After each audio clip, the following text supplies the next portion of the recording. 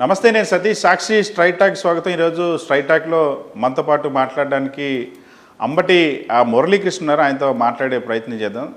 Sir, సాధారణంగా ఇప్పటివరకు Telugu Desam party ఎమ్మెల్యేలు చేసిన స్కాములు చాలా విన్నాం. మట్టి అని, ఇసుక అని, ఇటువంటి. కానీ మీ కాన్స్టిట్యున్సీలో మీరు కొత్తగా ఒక అలిగేషన్ తీసుకొచ్చారు. మొక్కజొన్న స్కామ్ కూడా జరిగిందని ఒక ఆరోపణ చేశారు టీడీపీ ఎమ్మెల్యే ధూళిపాల నరేంద్ర మీద. నిజమేనా? ఏం జరిగింది ఇందుకు అసలు? ఇది స్కామ్ ఉందా లేదా అనేది నేను ఫ్యాక్ట్స్ మీకు చెప్తాను, మీరే నిర్ధారించుకోండి. ఒకటి, మొక్కజొన్నకు మద్దతు ధర 2400 రూపాయలు కేంద్రం ఏదైతే ప్రకటించిందో అది రాష్ట్ర వ్యాప్తంగా ఇవ్వాలనేది అంతర్లీనంగా మేము అనుకుంటున్నటువంటి ఉద్యమం. సరే, పొన్నూరు నుంచే మీరు ఎందుకు స్టార్ట్ చేశారండి? మరి రాష్ట్ర సమస్య కదని మీరు అనుకోవచ్చు. ఆంధ్రప్రదేశ్లో అత్యధికంగా 40,000 ఎకరాలు మొక్కజొన్న సాగు చేస్తున్నది ఒక పొన్నూరు నియోజకవర్గమే. అక్కడ 18 లక్షల క్వింటాళ్ళు ఈ సంవత్సరం ఈల్డ్ వస్తుందనేది అంచనా ఇప్పటికే వస్తూ ఉంది. దాని ప్రకారంగా నేను లెక్క కడితే 2400 లెక్క ప్రకారంగా 432 కోట్ల రూపాయలు ఒక్క పొన్నూరు నియోజకవర్గానికే మొక్కజొన్న ద్వారా రైతులకు చెందాల్సింది ఉంది. ఏది? కేంద్రం ప్రకటించిన మద్దతు ధర. గతంలో జగన్మోహన్ రెడ్డి గారు 4 సంవత్సరాలు కూడా 2400 చొప్పున ఇచ్చినటువంటి దాఖలాలు ఉన్నాయి. కాబట్టి వైఎస్ఆర్ కాంగ్రెస్ పార్టీ సమన్వయకర్తగా పార్టీ నుంచి ఇది రైజ్ చేయడానికి నాకు లోక స్టాండ్ అయి ఉందనేది నా ప్రధానమైనటువంటి నమ్మకం. ఒకటి.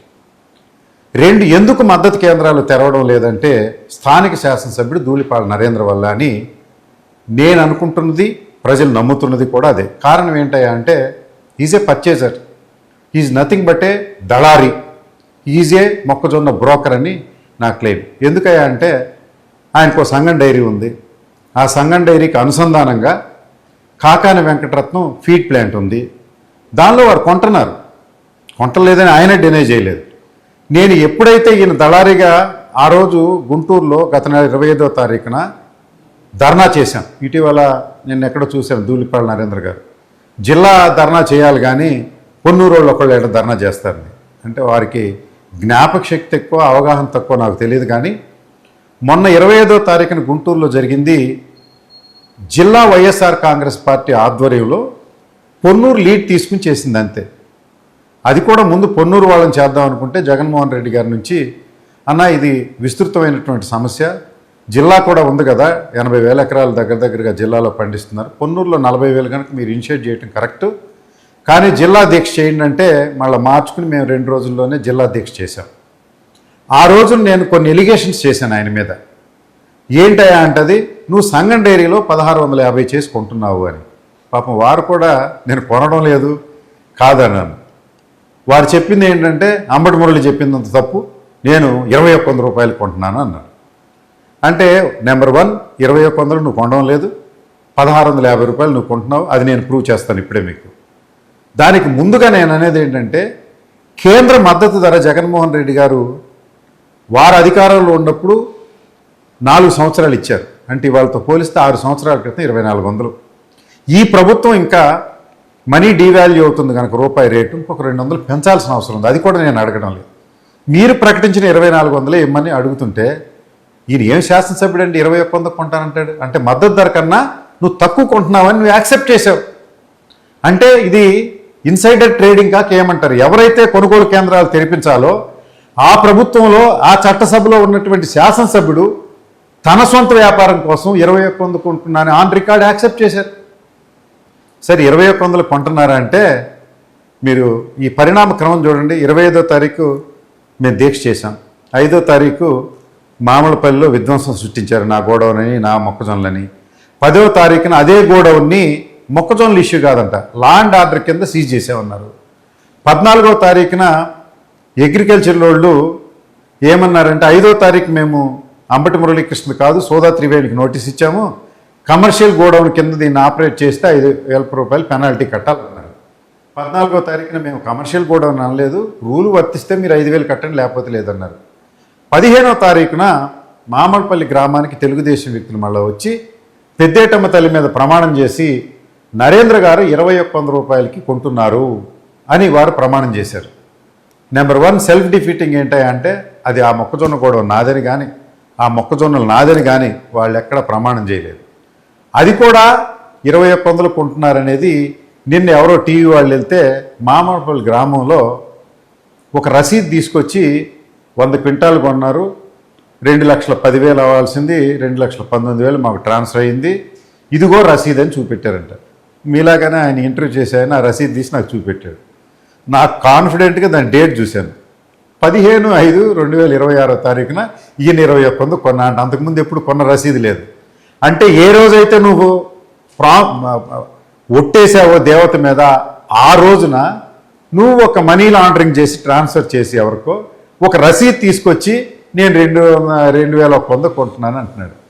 టోటల్ నరేంద్రదంతా మ్యానిపులేషన్ అండి. ఓవరాల్గా నేను అంటుంది ఏంటంటే ఈ మద్దతు కేంద్రాలు తెలియకపోవడానికి ప్రధానమైన కారణం నాకు తర్వాత అర్థమైంది ఏంటంటే, నేను నందిగామ వైఎస్ఆర్సీపీ సమన్వయకర్త నాగేశ్వరరావు గారితో కూడా మాట్లాడిన తర్వాత, అన్న చాలా దారుణంగా ఉంది, పొన్నూరులో 40,000 అన్నా మాకు 20,000 ఉంది, ఏం తక్కువ వాళ్ళం కాదు, బార్డర్ అవుతే 1,600 1,400, బార్డర్ అవుతలే 2,400 అన్న తెలంగాణలో. అక్కడ మద్దతు కేంద్రాలు రేవంత్ రెడ్డి తెరిపించాడు, 2,400 కొంటున్నారన్న, మీ ఏరియా నుంచే సరుకు వస్తుంది అని అన్నాడు. అంటే ఇక్కడ కొంటున్న వ్యక్తి నరేంద్రకు సంబంధించిన దళారీలు, వీళ్ళ రిక్వైర్మెంట్కి మించిపోయిన తర్వాత తీసుకుపోయి జగ్గైపేట దగ్గర బార్డర్ దాటించి తెలంగాణ ప్రభుత్వంలో 2,400 రూపాయలకు అమ్ముతున్నారు. తెలంగాణ ప్రభుత్వంలో ఎలా కొంటారని మీకు డౌట్ రావచ్చు. రేవంత్ రెడ్డి గారు చాలా సన్నిహితులు. ఇటీవల వాళ్ళ ఇంట్లో వివాహానికి కూడా 2 ముఖ్యమంత్రులు హెలికాప్టర్లు వచ్చి ఇక్కడ ల్యాండ్ అయినాయి. రేవంత్ రెడ్డి నాకు సన్నిహితుడు అని కూడా చెప్పాడు. ఇతని మారుబేరం చేస్తున్నాడు, దానికి ఇంతకంటే ఎవిడెన్స్ ఏముందండి? కనీసం మద్దతు కేంద్రం తెరిపించాలి గాను. నేను ఒక్కటే ప్రశ్న అడుగుతున్నా ధూళిపాల నరేంద్రని, జగన్మోహన్ రెడ్డి గారు ప్రభుత్వంలో ఉన్నప్పుడు మద్దతు కేంద్రాల్లో 2,400 రూపాయలకు ప్రభుత్వం కొంటున్నప్పుడు నువ్వు మొక్కజొన్నల సంఘం డైరీ కూడా 2,400 కొన్నావు. మరి వాళ్ళు ఎందుకు 2,400 కొనట్లేదు? నువ్వు రైతులు ప్రయోజనార్థం సంఘం డైరీ పెట్టానంటున్నావు. ఇది రైతుల ప్రయోజనార్థం కాదు కదా? కాదా? ఆ రైతులే కదా పండిస్తుంది, ఆ రైతులే కదా నీకు పాలు పోస్తుంది. ఆ రైతులకి నీవు మద్దతు ధర కొనుక్కోకుండా 2,100 కొన్నానని బుకాయించి 1,650 కొంటున్నటువంటి ఇది నమ్మక ద్రోహం కాదా అని అడుగుతున్నాను. నువ్వు మారు బేరం చేస్తున్నావు, నువ్వు దళారీలివి, ఆంధ్రప్రదేశ్ దళారీ మాఫియాకి గ్యాంగ్ లీడర్ మొక్కజొన్న అని చెప్పడంలో ఏమాత్రం తప్పుది. ఎందుకంటే ఎవిడెన్స్లు ఏం కావాలి? నువ్వు ఇచ్చిన రసీదు నీకు తప్పని తెలియదు మామిడిపల్లి 10వ తారీఖున. సరే, అంటే ఇప్పుడు కేంద్రంలో తెలుగుదేశం పార్టీ భాగస్వామిగా ఉంది, రాష్ట్రంలో అధికారులు తెలుగుదేశం పార్టీ ఉంది, అయినా సరే రైతులకి మద్దతు ధర ఇవ్వకుండా కేవలం ధూళిపాల నరేంద్ర ఇటువంటి టీడీపీ వ్యాపారుల కోసం రైతులకి నష్టం చేస్తున్నారంటారా? 100% నేను నమ్ముతున్నది అదే అండి. అంటే మిగతా ఇప్పుడు వరికి మద్దతు ధర లభించలేదు, జగన్మోహన్ రెడ్డి గారు 2,200 కొన్నారు. పోయినసారి దిక్కు మొక్కు లేదు, గత 2 సంవత్సరాల నుంచి 1,200 1,400 రైతులు అమ్ముతున్నారు. ఎకరాకి 30-40 వేల రూపాయలు ఇప్పటికే నష్టం సంభవించింది. మళ్ళీ రబీ సీజన్లో ఈ మొక్కజొన్న వచ్చింది. నేను అనేది ఇప్పుడు ప్రతిపక్షంలో ఉన్నటువంటి కేంద్రానికి ప్రతిపక్షంలో ఉన్నటువంటి తెలంగాణ రాష్ట్రంలో, కర్ణాటక రాష్ట్రంలో మొక్కజొన్నలు 2,400కి కొంటున్నారు. ఎందుకంటే నా స్ట్రెస్ అంతా మొక్కజొన్న మీదే, మిగతా ఇప్పుడు సమయం సరిపోదు, దేనికి మద్దతు ధర లభించట్లేదు, అది వేరే విషయం. ఇక్కడ ఈ రాష్ట్రంలో మొక్కజొన్న గురించి పొన్నూరు నియోజకవర్గంలో లీడ్ రోల్ ఏదైతే తీసుకున్నామో లీడ్ బ్రోకర్ కూడా ఇక్కడే ఉన్నాడు. ఆ బ్రోకర్ వల్లే ఈ మద్దతు కేంద్రాలు తెరవడం లేదు అనేది ప్రజలు నమ్ముతున్నటువంటి విషయం. ఎందుకంటే దీనికి ధూళిపాల నరేంద్ర గారు రెస్పాండ్ అవుతున్నారు. మనం దీక్ష చేసిన తర్వాత 2 రోజులు చంద్రబాబు నాయుడు గారు కేంద్రానికి ఉత్తరం రాసే ఉన్నారు. అంటే ఇంపాక్ట్ ప్రభుత్వం మీద పడుతుంది. అది ధూళిపాల నరేంద్రే ఈ ప్రభుత్వ పెద్దలతోటి లాలూచీ పడి మొక్కజొన్న కేంద్రాలు తెరవకోకుండా ఈ పంటని రైతుల శ్రమలు దోచుకోవడానికి తెలంగాణలో మారుబేరం జరుగుతుంది కదండి. ఇప్పుడు ఉదాహరణకి మనకి నిజాంపట్నం బాపట్లో ఫిష్ దొరుకుతుంది, అక్కడికి పోతే కేజీ 500లకు పండు కప్పు దొరుకుతుంది. అదే గుంటూరు వస్తే 800 అవుద్ది, హైదరాబాద్ వెళ్తే 1,000 రూపాయలు అవుద్ది. ఈ దళారీలు అక్కడ కొనుక్కుని తెచ్చుకుని లాభానికి ఇది కూడా అదే వ్యాపారం కాక మరొకటే కాదు కదా అని నేను అంటా ఉన్నా. కానీ అంబటి మురళీకృష్ణే ఆయన అనుచరుల ద్వారా లెఫ్ట్ ఉన్నోళ్ళు రైట్ ఉన్నోళ్ళ ద్వారా మొక్కజొన్న కొనుగోలు చేసి ఆయన గోడౌన్లో దాచిపెట్టుకొని ఈ దళారీ వ్యాపారం చేస్తూ ఉన్నారు. మీ చుట్టూ ఉన్న వాళ్ళే ఈ దళారులు అని చెప్పి ధూళిపాల నరేంద్ర మామిడిపల్లి వచ్చినప్పుడు అన్నారు. ఇన్ ప్రిన్సిపల్ అండి, మీ కోర్టులో కూడా ఫస్ట్ ఇన్ఫర్మేషన్ రిపోర్ట్ అని ఉంటుంది. దానిలో ఒకటి చెప్పి 4 రోజులకు ఇంకోటి చెప్పి 8 రోజులకు ఇంకోటి చెప్తే అది బోగస్ అని. మొట్టమొదటి గోడౌన్ పగలగొట్టినప్పుడు మీరేం చెప్పారు? ఇది అంబటి మురళీకృష్ణ గోడౌను, ఇది అంబటి మురళీకృష్ణ మొక్కజొన్నలు, ఈయనే మొక్కజొన్నలు దళారీ అన్నారా? దాని మీద నిలబడలా. మళ్ళా నా అంటే తిరిగే కృష్ణ అంట. ఆ కృష్ణ ద్వారా కొని నేను పెట్టి మారుబేరం చేస్తున్నానని మీరు నన్ను బ్రోకర్ అవ్వాలనే ప్రయత్నం. సరే ఆ సోదా సముద్రం ఏదైతే ఆ గోడౌన్ ఓనర్ ఉన్నాడో, ఏమయ్యా నరేంద్ర నీకు బుద్ధి జ్ఞానం లేదంటే మొత్తం కలిపితే 20 లక్షల స్టాకు 50,000 రూపాయలు లాభం వస్తే వచ్చి 50,000 కక్కుర్తి పడే మడిసి అంటే ఈ ఊరికి కోట్ల రూపాయలు ఖర్చు పెట్టి పెద్దేటమ్మ తల్లి గుడి కట్టించాడు, 2 రోడ్లు వేయించాడు, మరి చర్చికి రిపేర్ చేయించాడు, కమ్యూనిటీ హాల్ ఎస్టీలకి మైనారిటీలకి కట్టించాడు, అనేక 33,000 మందికి నియోజకవర్గ వ్యాప్తంగా కళ్ళజోళ్ళు ఇచ్చాడు, మరి మహిళలకు బ్రెస్ట్ క్యాన్సర్ క్యాంపులు పెట్టాడు, జగన్మోహన్ రెడ్డి గారు ఉన్నప్పుడు ఆరోగ్యశ్రీ కింద స్టంట్లు వేయించాడు, బైపాస్. ఇన్ని చేసిన వ్యక్తి 50,000 ఎందుకు కక్కుర్తి పడుతుంది? Self explanatory. అంతకుముందు ఒక ఇంటర్వ్యూలో నేను పెద్ద వ్యాపారం చేస్తానని, 300 ఫ్లాట్లు అమ్మానని, 300 కోట్లు నా దగ్గర ఉందని చెప్పినటువంటి వ్యక్తి ఆఖరికి 50,000కి దిగజారిపోయాడంటే, అంటే నువ్వు దొంగ అంటే నన్ను దొంగాలనే ప్రయత్నం తప్పించి నీ దగ్గర కొంటున్నావు, నువ్వే ఒప్పుకున్నావు. సతీష్ గారు, నేను ఒక్కటే ప్రశ్న అడుగుతున్నానండి. 2,400 ప్రభుత్వ మద్దతు ధర జగన్మోహన్ రెడ్డి గారిది ఉంటే, ఈ ప్రభుత్వం 2,400 ఇప్పటి వరకు 2,400 ప్రకటించడం ఒక తప్పు అయితే, రెండోది ప్రకటించిన డబ్బుకి కూడా ఇంతవరకు మద్దతు కేంద్రాలు తెరవలేదు. నువ్వు ఒక శాసనసభ్యుడికి 2,100 కొంటున్నానని చెప్తున్నావు. 21 దీనికి గిట్టుబాటు అవుతుందేమో. దానిలో ఆయన చెప్పిన దానిలో కొద్దిగా అంతో ఇంతో నిజం లేకపోలేదు. 1,650 రైతుకి వెళ్తుంది. ఎత్తుడు దింపుడు గోతాము మధ్యలో ఆ తెలుగుదేశం బ్రోకర్ 150 మొత్తం కలిపి 21 సంగం డైరీ అకౌంట్లో రాసి పారేస్తున్నారు. రైతుకి ఏం చెందుతుందనేది కదండి. ఇప్పుడు మద్దతు కేంద్రాల్లో 2,400 రూపాయలు ప్రభుత్వం ఇస్తుందంటే ప్రభుత్వానికి 2,400 పడ్డం లేదు. ఎత్తుడు దింపుడు గోతాము ఇంకోటి ఆ ఖర్చులు ఈ ఖర్చులు కలిపి ఇంకో 200 ఖర్చు అవుతాయి. అంటే ప్రభుత్వానికి వస్తున్నటువంటి ఖర్చు 2,600, రైతుకి చెందుతున్నటువంటి ఖర్చు 2,400, రైతుకి ఇస్తున్నటువంటి ఆదాయం. నువ్వు 1,650 ఇచ్చి 21 నేను కొన్నాను. అసలు ఇంగిత జ్ఞానం ఉండాలి కదా నువ్వు శాసనసభ్యుడిగా అంటున్నా. మామూలుపల్లి 21 కొన్న రసీదు దొంగ రసీదు 15,500 కొన్నామనేది మ్యానిపులేటెడ్ తేలిపోయింది ఆ టీవీ దగ్గర. మామిళ్ళపల్లి అన్న గ్రామం పేరు ఇప్పుడు రాష్ట్ర వ్యాప్తంగా కూడా సంచలనంగా మారింది. అక్కడ జరిగినటువంటి ఉద్రిక్త పరిస్థితులు. అసలు సాధారణంగా ఎప్పుడు కూడా రైతులు పంటను దాచుకుంటే ఆ పంట మీదకి వెళ్ళి దాడి చేసినటువంటి ఘటనలు ఎప్పుడు మనం చూడలేదు. ఎందుకు ఆ గ్రామంలో అంత ప్రెస్టేజ్గా తీసుకొని మరి తెలుగుదేశం పార్టీ లీడర్లంతా వెళ్ళి మరి ఆ గోడౌన్ మీద దాడి చేసి రైతుల పంటని మొత్తం నాశనం చేయాలని ఎందుకు అనుకున్నారు? సార్, ఇప్పుడు మద్దతు కేంద్రాలు లేవు కనుక దళారీలు చేసేది తప్పనడానికి కూడా ఏం లేదు. సామాన్యుడైతే నువ్వు ఒక ప్రభుత్వంలో ఉన్నటువంటి చట్టసభలో ఉన్నటువంటి శాసనసభ్యుడిగా నువ్వు దళారీ వ్యవస్థను ప్రోత్సహించి నువ్వు దళారీగా మారడం నేరం. మామూలుగా ఎవరైనా చేసుకోవచ్చు. సుబ్బారావు రామారావు అక్కడ అపరాలు కొనుక్కుంటాడు, ఒడ్లు కొనుక్కుంటాడు. ఎప్పుడు ప్రభుత్వ మద్దతు ధర లేనప్పుడు రైతు దగ్గర తక్కువ కొనుక్కుంటాడు. ఇది సర్వసాధారణంగా సమాజంలో జరుగుతున్నటువంటి ఎక్స్‌ప్లాయిటేషన్. గవర్నమెంట్ స్కూల్లో ఫీజు తక్కువ ఉంది, నారాయణ స్కూల్లో ఫీజు ఎక్కువ ఉంది. ప్రభుత్వం గవర్నమెంట్ స్కూల్ మెయింటైన్ చేయాలని నిర్ణయం తీసుకుని జగన్మోహన్ రెడ్డి గారు ఎందుకు ప్రైవేట్ కాంపిటేటివ్ ఇవ్వాలి కదా, అది ప్రభుత్వం నీరుగార్చింది. ఇప్పుడు కొంటున్నారు. నేను కూడా అదే పని చేస్తున్నాను అంటున్నాడు. అదే వ్యవహారాన్ని నా పక్కన వాళ్ళు చేస్తున్నారని నా మీద రుద్దటానికి ఇతను ప్రయత్నం చేస్తూ ఉన్నాడు. ఒకటి సరే, నేను అంటానండి, ఎవడన్నా కృష్ణ సుబ్బారావు రామారావు పెట్టుకున్నాడని నువ్వు అనుకున్నావు అనుకో, ఈజ్ ఇట్ కరెక్ట్? అంటే తెలుగుదేశం గూండాలు వచ్చి పగలగొట్టి అక్కడ మీతో పాటు తెచ్చుకున్న ఒక బస్తా వైఎస్ఆర్ కాంగ్రెస్ పార్టీ జెండాలు అక్కడ పడేసి ఇది అంబటి మురళీకృష్ణ గోడౌన్, ఇది అంబటి మురళీకృష్ణ మొక్కజొన్నలు అని అన్నావు. నాకు ఇక్కడ సంతోషించదగ్గ విషయం ఏంటంటే తెలుగుదేశం కార్యకర్తల చేత వైఎస్ఆర్ కాంగ్రెస్ పార్టీ జెండాలు కొనిపించాను. రేపు జెండాలు కూడా మోయిస్తాను చూడండి. ఒకటి సరే, మీ ప్రభుత్వంలోనే మీ 31 మంది తెలుగుదేశం నాయకుల మీద కేసు ఫైల్ అయింది. కేసు ఫైల్ అయిన అనామకులు కాదు సార్. ప్రతి ఇన్సిడెంట్లో ఎవరైనా తప్పు చేయని రాజకీయ పార్టీల్లో అప్పుడప్పుడు కేసులు ఫైల్ అవుతూ ఉంటాయి. పొన్నూరు మండల తెలుగుదేశం అధ్యక్షుడు, చేబ్రోలు మండల తెలుగుదేశం అధ్యక్షుడు, కాకాని మండల తెలుగుదేశం అధ్యక్షుడు, 10 మంది ఏమో టౌన్కి చెందిన వాళ్ళు, ఇంకొక ఆయన ఒక వృద్ధుడు చంద్రబాబు నాయుడు కంటే సీనియర్. అంటే ఈ 31 మంది తెలుగుదేశం కార్యకర్తలు నాయకులు ఎవరైతే ఉన్నారో వీళ్ళని చంద్రబాబు నాయుడు గారు ఇనిషియేట్ తీసుకుని ఇంపార్షియల్గా అరెస్ట్ చేస్తే తెలుగుదేశం పార్టీ జీరో. ఇక వచ్చే ఎన్నికలు నాకు పోటీ కూడా లేదు, పొన్నూరులో పార్టీనే లేదు వాళ్ళకి. అలాంటి వ్యక్తులను మామూలుపల్లి గ్రామం మీద పంపించావు.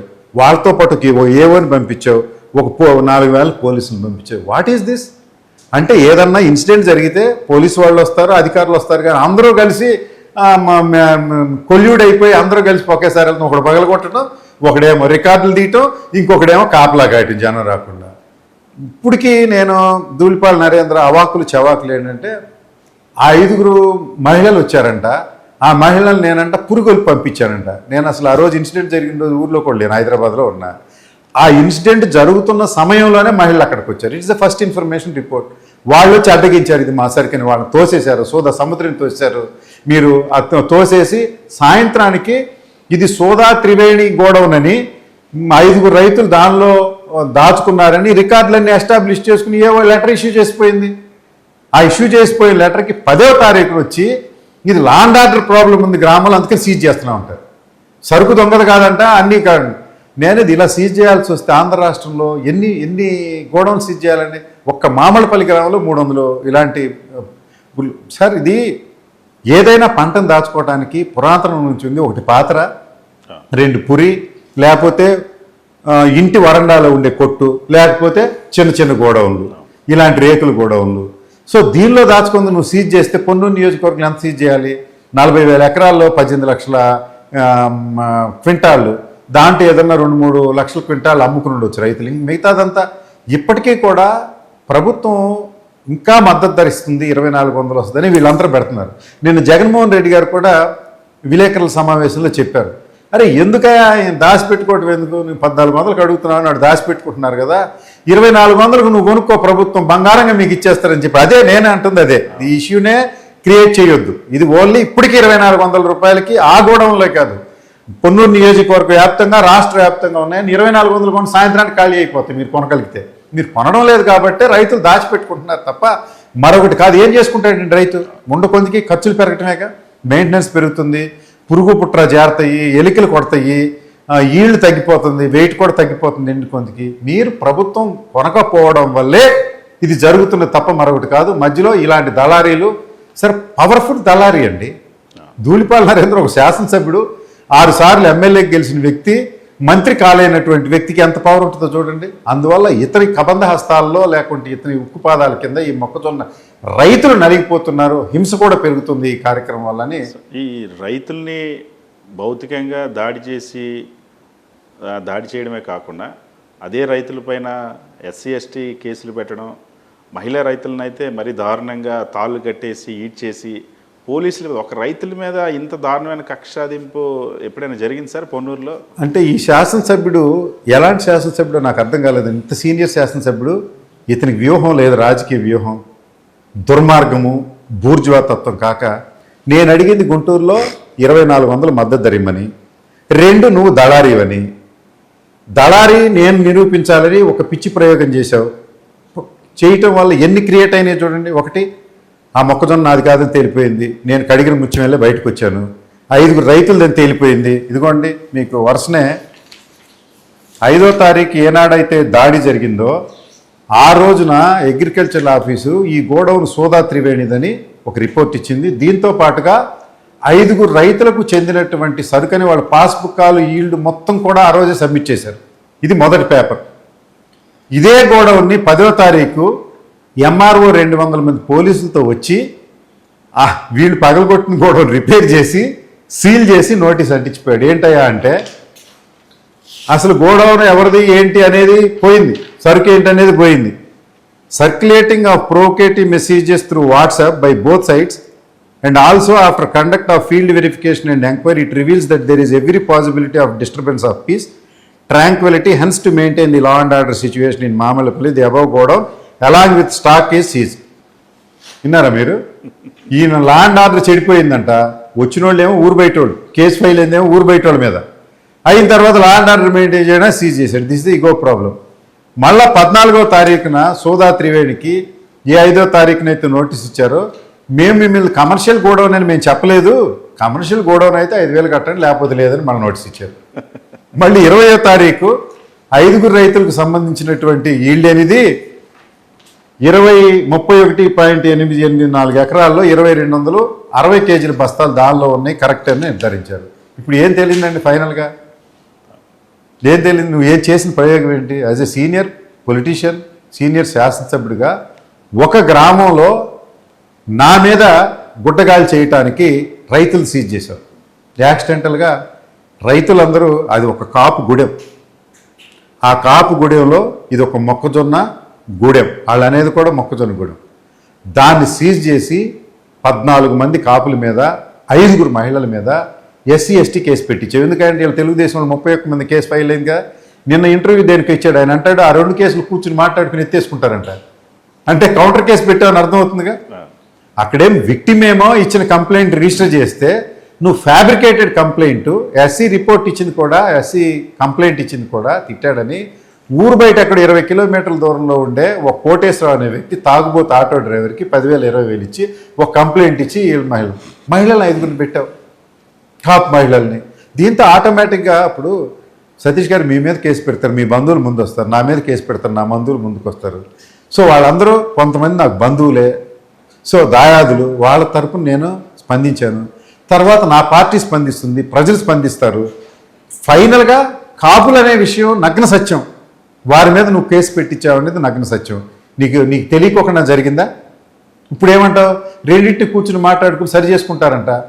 కానీ అంబటి మురళి కాపు కులాన్ని దీంట్లో తన రాజకీయ స్వార్థం కోసం తీసుకొస్తా ఉన్నారు, కులం పేరుతో రాజకీయం చేయడానికి ఇదంతా రాద్ధాంతం చేస్తున్నారని చెప్పి దూలిపల్లి నరేంద్ర. సార్ నేను అక్కడ పల్లెటూరు భాషలో చెప్పాలంటే ఏమంటున్నారు తెలుసా? అయ్యా ఇది ధూళిపాల నరేంద్ర అమ్మ మొగుడు సొమ్ము కాదు, ఈ గోడవలు అంబటి మురళీకృష్ణ అమ్మ మొగుడు సొమ్ము కాదు, 5 రైతుల అమ్మ మొగుడు సొమ్ముకి తాళం వేయడానికి ఆయన ఎవరు అంటున్నారు? దీనికి సమాధానం చెప్పండి. Where is politics? రాజకీయం లేదు. ఆయన సొమ్ముకో నా సొమ్ముకో వేస్తే there is a politics.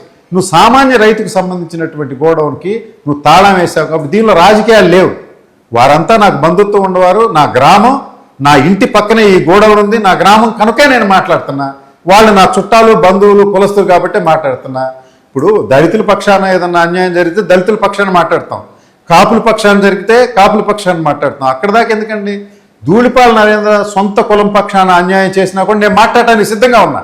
Because YSR Congress party సమన్వయకర్తగా నేను కులాతీతంగా పోతాను. ఇక్కడ పర్టికులర్ ఇష్యూ వచ్చింది కనుక మాట్లాడాల్సి వస్తుంది. సరే నేను మాట్లాడాను కాపుల విషయం. కాపులే వచ్చారా చూడటానికి? వైఎస్ఆర్ కాంగ్రెస్ పార్టీ నుంచి జోగి రమేష్ కాపా? చెప్పండి. మరి నూరి ఫాతిమా కాపా? కిరణ్ కాపా? డైమండ్ కాపా? వచ్చిన నాయకులు ఎవరు? జూపూడి ప్రభాకర్ రావు కాపా? నువ్వు ధూళిపాల నరేంద్రమైన నువ్వు మామలపల్లిలో మీటింగ్ పెట్టి ఈ పక్క నియోజకవర్గాల్లో ఉన్న కాపులందరినీ తీసుకొచ్చి మీటింగ్ పెట్టించావు. నేను కులాన్ని ప్రోత్సహించడమే, నువ్వు కులాన్ని ప్రోత్సహించావు. డేగల ప్రభాకర్ కాపు, ఉగ్గిరాల సీతారామయ్య కాపు, వడ్రాణం హరిబాబు కాపు, ఆయన ఎవరో రాజా మాస్టర్ కాపు, అందరిని తీసుకొచ్చి కాపుని తిట్టేయటం బిగించేశాడు. తప్పు కదా అంటున్నా. కులాన్ని నేను అనలేదు సార్. యాక్సిడెంటల్గా నేను మా అమ్మ కులం కాపు, మా నాన్న కులం కాపు కాకుండా, మా బంధువులు కాపు కాకుండా పోతారా? అలాగే కాపు పక్షాన యాక్సిడెంటల్గా అక్కడ ఉన్నటువంటి విషయము కాపులు కాబట్టి జగన్మోహన్ రెడ్డి గారు కూడా మెన్షన్ చేయగలిగారు. అందరూ 14 మంది జగన్మోహన్ రెడ్డి గారి దగ్గరికి తీసుకెళ్ళాను. ఇది మేమండి చిన్న కాపులు అండి, ఎప్పటి నుంచి మన ధూళిపాల నరేంద్ర కోటేసామండి అనాది నుంచి. ఇప్పుడు మావాడు వచ్చాడు, మా బంధువు వచ్చాడు, ఒక్క పేగి ఎడవండి మాకు ఎక్కడ లేదు, మా వాడికి మేము ఓటేసుకోండి, మా మీద ఇలా పగబట్టాడని వాళ్ళు చెప్పినటువంటి సందర్భం ఉంది కనుక అది కాపు ఇష్యూకి పడింది. కాపు సంఘాలు కూడా న్యాయం ఉంది కాబట్టి స్పందించాయి. దీంట్లో కుల రాజకీయం లేనే లేదు. ఒకటే అడుగుతా ఉన్నా, ధూళిపాల నరేంద్ర నీతులు చెబుతున్నాడు, కులం లేదు నాకు మతం లేదని. కాపులోట్లు పడకపోతుంది, ఎట్ట గెలిచావా? మొన్న పవన్ కళ్యాణ్ లేకపోతే నువ్వు గెలిచేవాడుగా? 2019లో ఏం జరిగింది? 1000 ఓట్లతో నువ్వు ఓడిపోయావు. ఆ రోజులు కాపులు మొగ్గారు. మొన్న పవన్ కళ్యాణ్ గారి మాట వినడం వల్ల ఇలా మొగ్గారు. నీకు ఇంకొక ఇన్సిడెంట్ కూడా చెప్తానండి. ఇతనికి కాపు కులం పట్ల పవన్ కళ్యాణ్ పట్ల ఎంత నిబద్ధత ఉందనేదికి ఈ సూచించాలి. మన పొన్నూరు ఎన్నికలప్పుడు జగన్మోహన్ రెడ్డి గారు వచ్చారు. వచ్చినప్పుడు నేను గుంటూరుకు చెందిన ఒక కాంట్రాక్ట్ని పిలిచి హెలిప్యాడ్ నా మీద భారవేసింది పార్టీ. ఎందుకంటే అప్పుడుండే సమయం ఒత్తిడిలో నువ్వే హెలిప్యాడ్ తయారు చేసుకో. ఒకడికి ఇచ్చాను, వాడు 7 లక్షల రూపాయలు ఖర్చు అవుతుందండి అన్నాడు. నేను 7 లక్షలు ఎక్కడైతే ఒకసారి దిగలటానికంటే 4 లక్షలు ఇవ్వండి అన్నాడు. నీకెట్ట వైబుల్ అవుతాయి ఆ 4 లక్షలు అంటే? నువ్వు చెప్పేది 3 లక్షలే పడిందా నీకన్నా? లేదు సార్ మీకు తెలియదులే, మాకు ఇంకో వ్యాపారం ఉందో, పవన్ కళ్యాణ్ వస్తున్నాడండి, మళ్ళీ ఆ రోజు ఒక 4 వసూలు చేసుకుంటాను, నాకు 7 పడింది, చెరొక 4 ఇస్తే నాకు 1 లక్ష మిగులుతున్నాడు. సరే 5 పడి ఉండొచ్చాము వాడికి. వ్యాపారం వస్తే ఆల్వేస్ నిజం చెప్పడు కనుక అది అయిపోయింది. అయిపోయిన తర్వాత ఈ ధూళిపాల నరేంద్ర పవన్ కళ్యాణ్ వచ్చే రోజు ఆ హెలిప్యాడ్ని గురించి వాడిని కాంటాక్ట్ చేశాడు. కాంటాక్ట్ చేస్తే వాడు 4 లక్షలు అడిగాడు. వాడికి 30,000 రూపాయలు ఇస్తారన్నా అంట. వీళ్ళిద్దరికి బేరం కుదరలా. వాడు ఏం చేయడు, రాత్రికి రాత్రి ఆ మెట్లంతా ఎత్తుకుపోయాడు. ఎత్తుకుపోగా అది తీసుకొచ్చి నా మీద వేసాడు. అంటే పవన్ కళ్యాణ్ వస్తున్నాడని నేను హెలిప్యాడ్ తవ్వించానని నన్ను అంటాడు. అసలు నాది కాదు అది. నేను కిరాయికే తీసుకొని నువ్వు కిరాయికి తీసుకున్నా, నీ చింతలపూడిలో ఉంది, నీ ఊర్లోనే. వాడెవడో కాంట్రాక్ట్ వాడితే బేర వాడికి 4 లక్షలు కాకపోతే 3 లక్షలు ఇవ్వాలి. అప్పుడు జనసైనికు కూడా చెప్పాను, మీ ధూళిపాల నరేంద్ర మీ ఏడవలేనంటే నేనే ఇచ్చేవాడిరా ఫ్రీగా, పవన్ కళ్యాణ్కైనా మీరు నాకు 4 ఓట్లు వేయండిరా అని చెప్పాను నేను కూడా. ఇతనికి ఏ నిబద్ధత లేదండి. పవన్ కళ్యాణ్ ఊరికనే సినిమా యాక్టర్ లాగా తీసుకొచ్చాడు. మళ్ళా రెండో రోజు ఇది పోయిన తర్వాత ఎవరి మీద ఒత్తిడి పెట్టి అది మళ్ళీ ఆ హెలిప్యాడ్ని పునర్నిర్మించుకున్నాడు. అలాంటి మైజరు, అలాంటి అంకిత భావం లేని వ్యక్తిని చెప్పడానికి ఎగ్జాంపుల్ నేను చెప్పాను. సరే, ఈ మధ్య దాసర్ రాము కూడా ఈ బాధిత రైతుల్ని పరామర్శించినప్పుడు దుల్లిపాల్ నరేంద్ర నియోజకవర్గంలో కాపుల్ని అనగదొక్కుతా ఉన్నారు, ఒక బానిసల్లా చూస్తున్నారని కామెంట్ చేసి, నిజమేనా? అంత టార్గెటెడ్గా ఉన్నాడు అంటే దాసర్ రాము గారికి ఇన్ ప్రిన్సిపల్ అండి, అతని దగ్గర కాపుల గురించి గ్రంథాలు రాసే అంత నాలెడ్జ్ ఉంది. అతనికి మామలపల్లి గ్రామం గురించి అంబటి మురళీకృష్ణ పోటీ చేశాడు కనుక తెలియాల్సిన అవసరం లేదు, అంతకుముందే తెలుసు. ఆ సూరిశెట్టి ప్రసాద్ వీళ్ళందరూ కూడా అతనికి ఉన్నటువంటి ఒక సేవా కార్యక్రమాల్లో మన గవర్నమెంట్ హాస్పిటల్లో ఏదో రక్తదానం పెడితే వీళ్ళు భోజనాలు వండికి ఎత్తుకెళ్ళి సర్వీస్ చేశారు. ఆ ప్రేమాభిమానాలు, ఆ అక్వైంటెన్సీ ఆ గ్రామంతో అతనికి ఉంది. రైతులందరూ ఆయన దగ్గరికి పోయారు, జరిగిన విషయం చెప్పారు, స్పందించి ఆయన ఘాటుగానే స్పందించాడు. ఆ క్రమంలోనే అంబటి మురళీకృష్ణ సౌమ్యుడు మా కులవాడు వచ్చాడు వేసుకుంటామంటే తప్పేంటే బంధుత్వాలు ఉన్నాయని ప్రశ్నించాడు. సో ఆ దాసరి రాము మాట్లాడక ముందే ఇతను కాపులను తోలుకెళ్ళాడు. అందుకే దాసరాము మాట్లాడాల్సి వచ్చిందని నాకు అనిపించింది.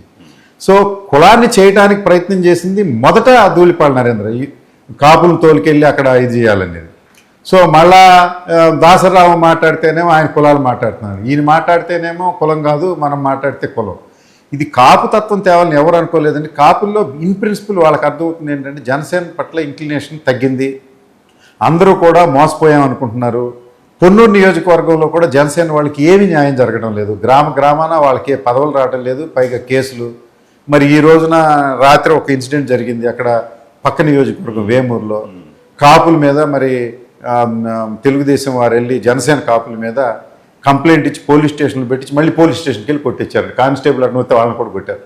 ఈ అరాచకాలు కాలానుగుణంగా జరుగుతున్నాయి సార్. There is infighting.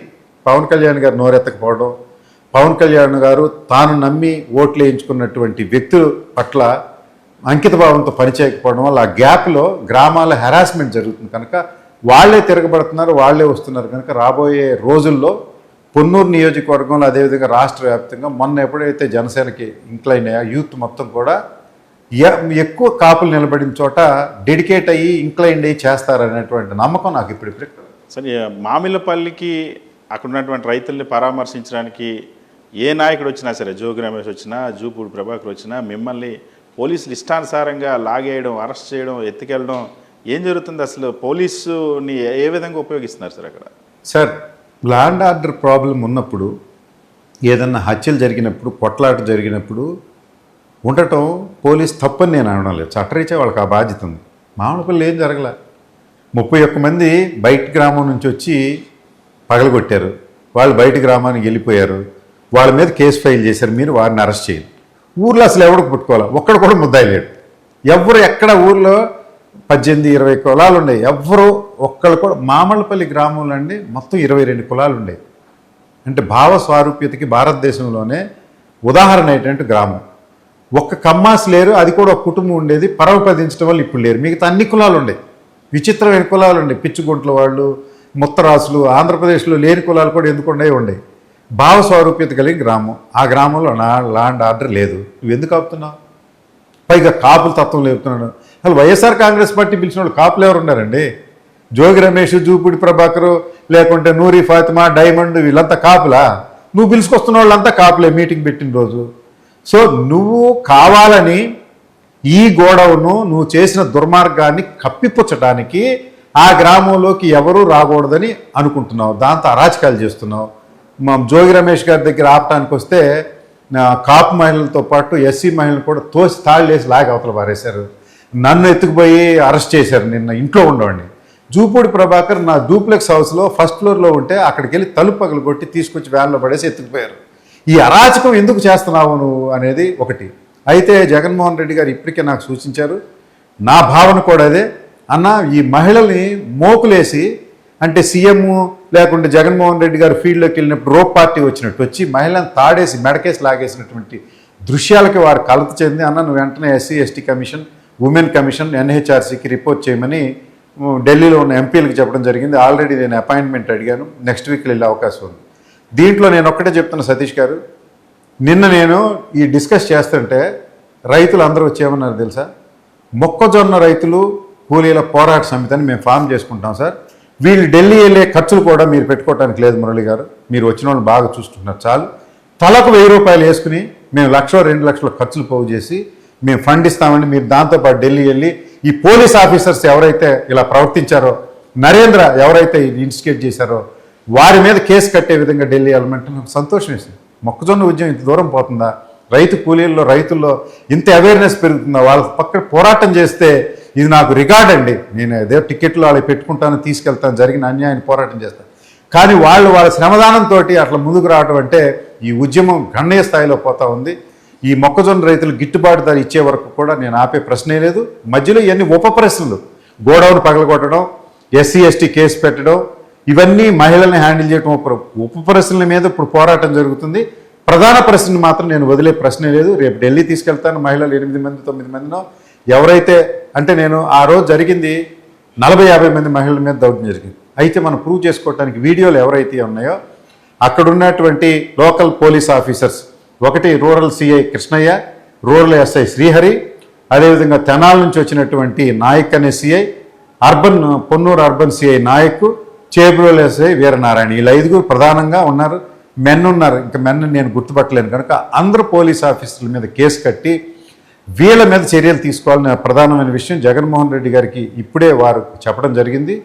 ఈరోజు హ్యూమన్ రైట్స్ కమిషన్ నోటీస్ ఇవ్వడం, విచారణ జరగటమే కాదు, ప్రభుత్వంలోకి వచ్చిన తర్వాత ఈ 5 ఆఫీసర్ని, ఇంకా దీనిలో పాల్గొన్న ఆఫీసర్ని డిస్మిస్ చేసేదానికి జగన్మోహన్ రెడ్డి గారు నిర్ణయించుకోవాలనే విషయం మీ అందరికీ తెలియజేయడానికి నేనేమి వెనుకాడడం లేదు సార్. కానీ మీరు ఉద్దేశపూర్వకంగానే అంబటి మురళీకృష్ణ, అంబటి రాంబాబు పోలీసుల్ని తిట్టడం, పోలీసులను టార్గెట్ చేయడం, పోలీసులను గొడవపడడం, మొన్న ఐజీని కూడా ఇష్టానుసారంగా మాట్లాడుతున్నారని చెప్పి దులిపాల్ నరేంద్ర అంటారు. అంటే రాంబాబు గారి విషయం నేను ఇక్కడ చెప్పలేను కానండి, వారికి ఉండే సమస్య వేరు, నాకుండే సమస్య వేరు. నా సమస్యలో అసలు పోలీసు లేరు.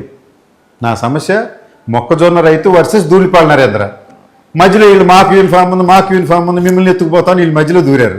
సరే దూరారు, మీ ఉద్యోగం మీరు చేయండి. మొన్న ఆ మధ్య పొన్నూరులో ఒక ఎస్సీ ఎస్టీ మీద దౌర్జన్యం చేసి తెలుగుదేశం వారు చేస్తే నేను రోడ్డుకు అడ్డంగా పడుకుని ధర్నా చేశాను. ఆ రోజున పోలీసు వారు వచ్చారు. పోలీసు వారు వచ్చి నన్ను ఎత్తుకుపోవడానికి ప్రయత్నం చేస్తే మహిళా కార్యకర్తలు అడ్డం పడిపోతే నెగోషియేట్ చేసి అక్రాస్ ద టేబుల్ అక్కడ రాసిచ్చాడు సిఐ ఏమని, ఎస్సీ ఎస్టీ కేసు ఫైల్ చేస్తామని రాసిచ్చాడు. నేను విరమించాను. అంటే మనం అలాంటి సందర్భాల్లో పోలీస్ ఇంటర్ఫీర్ అగెన్స్ట్ పోలీస్ ఆ రోజు జరిగింది. ఈరోజు ఎందుకు మీరు ఓవర్ యాక్షన్ చేస్తున్నారు? మీ పోస్టింగ్ల కోసం ఎందుకు వస్తున్నారు? మీ పోస్టింగ్లు వాళ్ళు ఉండే పొజిషన్స్ శాశ్వతం కాదు. సో దీనికోసం మీరు కక్కుర్తిపడి చేయాల్సిన దానికంటే ఎక్కువ చేస్తున్నారు కనుక పోలీసులు మహిళలు ముట్టుకునే వరకు కూడా నేను ఎప్పుడు పోలీసులు మహిళలు ముట్టుకున్న తర్వాత జగన్మోహన్ రెడ్డి గారి నోటీస్కి ఇది వెళ్ళిన తర్వాత వాళ్ళని వదిలే ప్రశ్నే లేదు. పోలీస్కి నా అన్నలు తమ్ముళ్ళు సోదరులు అనేక మంది పోలీసులు ఉండొచ్చు, వారికి నేను వ్యతిరేకమే కాదు. ఎవరైతే ఈ గ్రామంలో ఇలాంటి అరాచకం చేశారో ఆ పోలీసుకి నేను వ్యతిరేకం, వారికి శిక్ష పడే వరకు నిద్రపోను. అదే అర్బన్లో ఇంతకుముందు జరిగిన సందర్భం ఉంది. పోలీసు వారు వచ్చారు, నెగోషియేట్ చేశారు. ఆ రోజు దాని ఎఫెక్ట్ ఏమైనా ఉందా లేదా అనేది పక్కన పెడితే పోలీసు నేను ఎప్పుడు అనలేదు, పోలీసు నేను ఎప్పుడు చేయను. కాకపోతే ఎక్సెస్ అవుతున్నప్పుడు మనం హెచ్చరించాల్సినటువంటి వాళ్ళ బాధ్యతని కొద్దిగా ముక్త కంఠంతో పెద్దగా శబ్దం చేసి చెప్పాల్సిన అవసరం ఉంది కనుక నేను చెప్తున్నాను. ఖచ్చితంగా పోలీసుకి నేను అసలు వ్యతిరేకమే కానే కాదు. పోలీసులో కూడా నన్ను ఇష్టపడే వాళ్ళు చాలామంది ఉన్నారు. ఎందుకంటే ఆయన ఎప్పుడు జెన్యున్గా ఉంటాడండి, పట్టుకుంటే వదలడు, పర్ఫెక్ట్గా మాట్లాడతాడు. ఈ నరేంద్రతో చచ్చిపోతున్నాం సార్, ఒకటి చంపేస్తున్నాడు. ఇతనికి ఈ మధ్య మొత్తం లాంగ్వేజ్ పోయింది, తెలుగు భాష అంతా మర్చిపోయి సంస్కృతం వాడుతున్నాడు అండి. ఇంకా ఆ మాదిరిగా ఆఫీసర్లను పోలీసులు మాట్లాడే సంస్కృతి ఒక శాసనసభ్యుడి దగ్గర ఉన్నప్పుడు వాళ్ళు పాపం పట్టుకూసుకోవటం వచ్చారో ఏమో, మరి ఉద్యోగం తీసుకెళ్ళి వీఆర్లో పెడితే వాళ్ళకి ఒక సిఐ నాకు ప్రత్యక్షంగా చెప్పాడండి, మురళి గారు ఇప్పుడు మీరు గట్టిగా అన్నారనుకోండి, నేను ఏదన్నా తగ్గాననుకోండి, నన్ను ట్రాన్స్ఫర్ చేస్తే వీఆర్లో పెడితే 2 లక్షలు ఈఎంఐలు ఉండే, సరే ఎలా కట్టుకోవాలన్నాడు. సరే వాళ్ళని కూడా నేను కూడా సాధ్యమైనంత వరకు చూసి చూడలేకపోతున్నాను. అయితే వైఎస్ఆర్ కాంగ్రెస్ పార్టీ కార్యకర్త మీద చెయ్యెత్తితే ఊరుకోనని చెప్పాను. ఒకటి, ఈరోజు నువ్వు మహిళల మీద చేతులు ఎత్తారు, సామాన్య ప్రజలు, నా బంధువులు, నా కులస్తులు, ఎస్సీ మహిళల మీద నువ్వు చేయెత్తావు కనుక ఈ మహిళల విషయంలో ఈ పోలీసులు వదిలే ప్రశ్నే లేదు. సరే, అంబటి మురళీకృష్ణ చెప్పేవన్నీ అబద్ధాలే. ఆయనకు ఒక ముని శాపం ఉంది, నిజం చెప్తే తల 1000 చెక్కలు అవుతుందని శాపం ఉంది, అందుకే అబద్ధాలు చెప్తున్నారని చెప్పి మామిళ్ళపల్లి వచ్చి దులిపాల్ నరేంద్ర అన్నాడు. అంటే మన నాయకుడు స్ఫూర్తితోటి మనం కొన్ని కాపీలు కూడా చేస్తాం. ఇప్పుడు జగన్మోహన్ రెడ్డి గారు ఫైటింగ్ నేచరు, జగన్మోహన్ రెడ్డి గారి మాటలు నా నోటి వెంట రావచ్చు, నా బాడీ లాంగ్వేజ్లో కూడా రావచ్చు, ప్రభావం ఉంటుంది. ఇతనికి చంద్రబాబు నాయుడు గారి ప్రభావం ఈయన మీద ఉండాలి, కానీ రాజశేఖర రెడ్డి గారి ప్రభావం ఎలా ఉందో నాకు అర్థం కాదు. ఇదే విషయాన్ని రాజశేఖర రెడ్డి గారు అసెంబ్లీ సాక్షిగా చంద్రబాబు నాయుడుకి ఇలాంటి క్వాలిటీ ఉంది, నిజం చెప్తే ఒక్కలైపోతుందని వీరు చెప్పారు. మరో సందర్భంలో రోసీ గారు కూడా చెప్పారు. అది కాపీ కొట్టేసి కట్ అండ్ పేస్ట్ తీసుకొచ్చి అమ్మడి మురళికి ఉందని చెప్తాడు. అయ్యా నరేంద్ర, నేను అంత పెద్ద నాయకుడు కాదు, నువ్వు అంత పెద్ద విమర్శలు కూడా చేయదు. ఇంకొక ప్రశ్న అడుగుతున్నాను నరేంద్ర, నువ్వు 7 సార్లు పోటీ చేసావు, 6 సార్లు గెలిచావు, నీకు పోటీ ఏందా? ఈ పార్లమెంట్ నియోజకవర్గం 7 కూడా నువ్వు లోయెస్ట్ పెర్ఫార్మెన్స్, అన్నీ 50,000 పైన, నీకు 30,000. నేను ఫ్రెషర్ని, అంటే నీకు బ్రహ్మాండమైన ఫైట్ ఇచ్చానని నువ్వు అనుకుంటున్నావు, నన్ను పోగొట్టాలని సర్వ విధాలా ప్రయత్నం చేస్తున్నావు. ఆ క్రమంలో నేను తిరగబెడితే నువ్వు వ్యక్తిగత విమర్శల దాకా వచ్చావంటే నన్ను నువ్వు భరించలేకపోతున్నావు, నన్ను ఎదుర్కోలేకపోతున్నావు. నీ అంత సీనియారిటీ ఏమైపోయిందో నాకు అర్థం కావడం లేదు. చంద్రబాబు నాయుడు గారు లాంటి పెద్ద పెద్ద వ్యక్తుల్ని రాజశేఖర రెడ్డి గారు ఆరోపించిన ఆరోపణలు తీసుకొచ్చి నా మీద పెడుతున్నావు అంటే నేను నీకంటే 6 అంతలు ఎత్తు పెరిగానని నువ్వు భావిస్తూ ఉన్నావు. నెక్స్ట్ ఎన్నికల్లో నువ్వు ఎదుర్కోలేవనేది ఇప్పుడే అర్థమైపోయింది. ఇప్పుడే నువ్వు బేలాముఖం వేసావు, అసలు నీకు టికెటే లేదంటున్నారు. ఈ మధ్య ఆయనకు కోపం వస్తుందంట ప్రతిసారి, నా కూతురు టికెట్ అంటున్నాడు, నాకు టికెట్ లేదంటున్నాడని ఎవరో ప్రైవేట్గా అంటున్నాడు. అరే నేను కాదురా బాబు అంది, ఎవరో అంది, లోకేష్ వచ్చి నీ కూతురు పెళ్లికి వచ్చి గిఫ్ట్ ఇచ్చాడు. ఏమని? లేడీ రిజర్వేషన్ అవుతుంది, నీకు టికెట్ లేదనగా అయ్యా బాబు గారు నాకు ఎసరు పెట్టారు ఏంటని మీరు అన్నారు. అది నేను చెప్పుకుంటున్నా ప్రజల్లో. మరి నా ప్రతిపక్షంలో ఉన్నాడు నీ శాసనసభ్యుడు, నేను రేపు ఎన్నికల్లో గెలవాలంటే అక్కడ జరిగిన సంఘటన చెప్పుకోవటంలో తప్పే ఉంది. జగన్మోహన్ రెడ్డి గారు నన్ను తిట్టాడు, అన్న నువ్వు చేసేదంత తప్పు, ఇట్లా చేయకూడదని అన్నాడు అనుకోండి ఉదాహరణకి, అది నీకు తెలిసిందనుకోండి, ఏదైనా రికార్డు దొరికిందనుకోండి, నువ్వు చెప్పుకుంటావు, నేను అలాగే చెప్పుకుంటున్నా. నీ కూతురు టికెట్ వస్తే సంతోషపడాలి కదా, నువ్వెందుకు ఇది చెందుతుంది? అయ్యా నాకు ఎసరు పెట్టొద్దంటే ఇంకా సక్సెషన్ వస్తుంది. మరి మీ తండ్రి పోతే నీకు కాంపెన్సేషన్ కింద నీకు టికెట్ ఇచ్చారు, అట్టాగే నువ్వు ఉండగానే కూతురికి టికెట్ ఇప్పించుకొని ఆమెను గెలిపించుకోవాలని జాస్ ఉండాలి, కానీ మళ్ళీ మీరు కొట్టుకుంటారు ఎందుకయ్యా? ఆ పిల్లకి తప్పేముంది? ఈ మొక్కజొన్నలు కూడా నేనేదో గిఫ్ట్ ఇస్తానన్నానంట, అందుకని వారికంట విపరీతమైన కోపం వచ్చిందంట. నువ్వు నన్ను దొంగమన్నావు. నేను చెప్తుంది ఏంటంటే, ఉదాహరణ సతీష్ గారు మీరు నాకు పెళ్లి కార్డు తెచ్చిచ్చారు, మా అమ్మాయి పెళ్ళండి అన్నారు. కాసేపు ఆగి ఏమండి ₹1,00,00,000 మీ దగ్గర ఇన్కమ్ ట్యాక్స్ వాళ్ళ దగ్గర దొరికినాయని అందరూ అనుకుంటున్నారు ఏంటి సార్ అన్నారు. సరే ఆ ₹1,00,00,000 నిజంగా దొరికితే మీ అమ్మాయి పెళ్లి గిఫ్ట్ ఇచ్చేస్తానండి నేను అన్నా అనుకో, మీరు ఎందుకు తప్పు పట్టాలి? ఆ మొక్కజొన్నలు నా అన్నావు, నా కాదు అని నాయన్ని నిరూపిస్తే నీకు ఇచ్చేస్తానా అన్న. దాన్ని లైటర్ వేలో తీసుకో. దీనికి ఏదో నువ్వు ఎగిరెగిరి ఉలిక్కి పడుతున్నావు అంట. పర్సనల్గా ఎప్పుడు మాట్లాడని ఈ Muralikrishna, below the belt I will not go. If I go below the belt lot of history is there, I don't want to touch it. అది ఏదో ఎన్కౌంటర్ చేసే పత్రికల వాళ్ళు కాగడా శర్మలు ఉన్నారు, వాళ్ళు రాసుకుంటారు, వాళ్ళకి సంబంధించి నీకు వాళ్ళకి ఉజ్జి సరిపోద్ది. అనేక సార్లు నువ్వు అన్నావు రాంబాబు గారిని ఎలిగేషన్ చేసావు, నేను ఆయన వారసుడు అన్నావు, అనేక రకాల నేను ఎప్పుడు నోతెర్రలు. Because my serious issue Satish garu, నాకు 60 ఏళ్ళ వయసు దాటిందండి. ఈ వయసుకి నేను రాజకీయంగా మోటివేట్ అయ్యాను. జగన్మోహన్ రెడ్డి గారు నాకు స్ఫూర్తి, వారితో నాకు చిరకాల పరిచయం ఉంది. ఇంజనీరింగ్ నేను కడపలో చదువుకునే రోజుల నుంచి వారు నాకు తెలుసు. వారి స్ఫూర్తితోటి రాజశేఖర రెడ్డి గారి సమయంలో రాంబాబు గారు పోటీ చేయనప్పుడు ఆయన మీ తమ్ముడిని పెట్టుకోమని రాంబాబు గారు అడిగినప్పటికీ నేను పోటీకి ఎప్పుడు ముందు రాలి. మొన్న నా అంతటి నేను వాలంటరీగా రావడానికి ప్రధానమైన కారణం జగన్మోహన్ రెడ్డి గారి స్ఫూర్తి. ఈ 60 సంవత్సరాల వయసులో నేను రాజకీయంగా రావడానికి ఇంకా 2 సార్లు పోటీ చేయొచ్చు.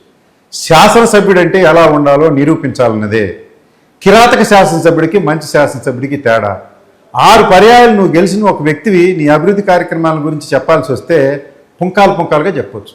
అరే నీ ఇంటి ముందు ముస్లిం కాలనీ ఉంది, నీ ఇంటి ముందండి చింతలపూడిలో. ఐఎమ్ నాట్ ఎగ్జాగరేటింగ్ సతీష్ గారు. నీ ఇల్లు, దాని ముందు ఒక రోడ్డు, దాని పక్కన ముస్లిం కాలనీ.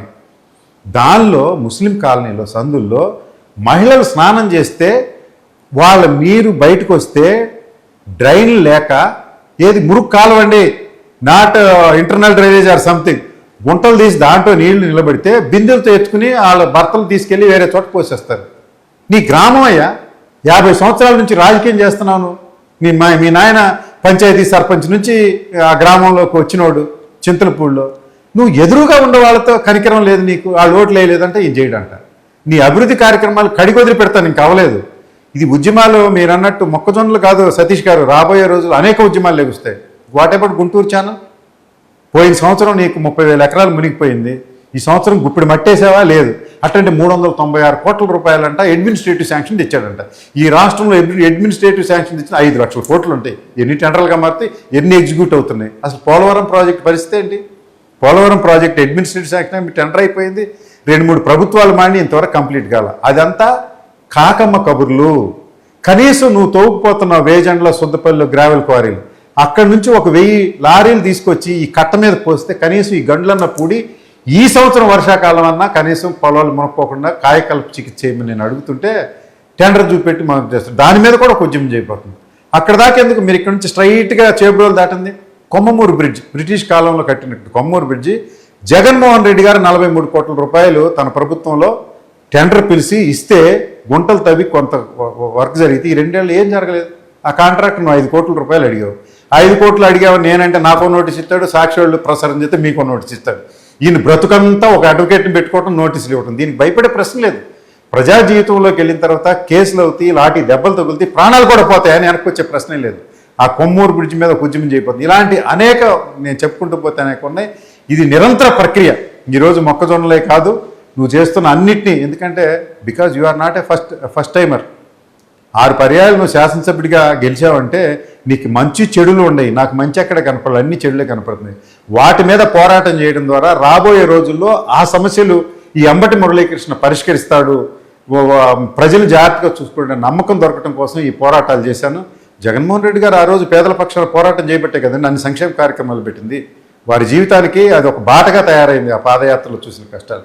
ఆ క్రమంలోనే పొన్నూరు నియోజకవర్గంలో జగన్మోహన్ రెడ్డి గారు ఏదైతే చేశారో ఆ కార్యక్రమాలకి ప్రతిరూపంగా మైక్రో లెవెల్లో పొన్నూరు నియోజకవర్గంలో కష్టపడి నేను అవసరమైతే పాదయాత్రలు కూడా చేసి రావాలని తప్పించి దీంట్లో ఏమాత్రం లేదు. ఈ వయసులో అలాంటి నేరాలు ఘోరాలు కూడా. పొన్నూరులో నేను చేసిన అభివృద్ధి ఎవరూ చేయలేదు, కానీ అంబటి మురళీకృష్ణ కేవలం అబద్ధాలు చెప్పడమే పనిగా పెట్టుకొని ఇష్టం వచ్చినట్టు ఆరోపణలు చేస్తూ ఉన్నారు, అవినీతి ఆరోపణలు చేస్తూ ఉన్నారు.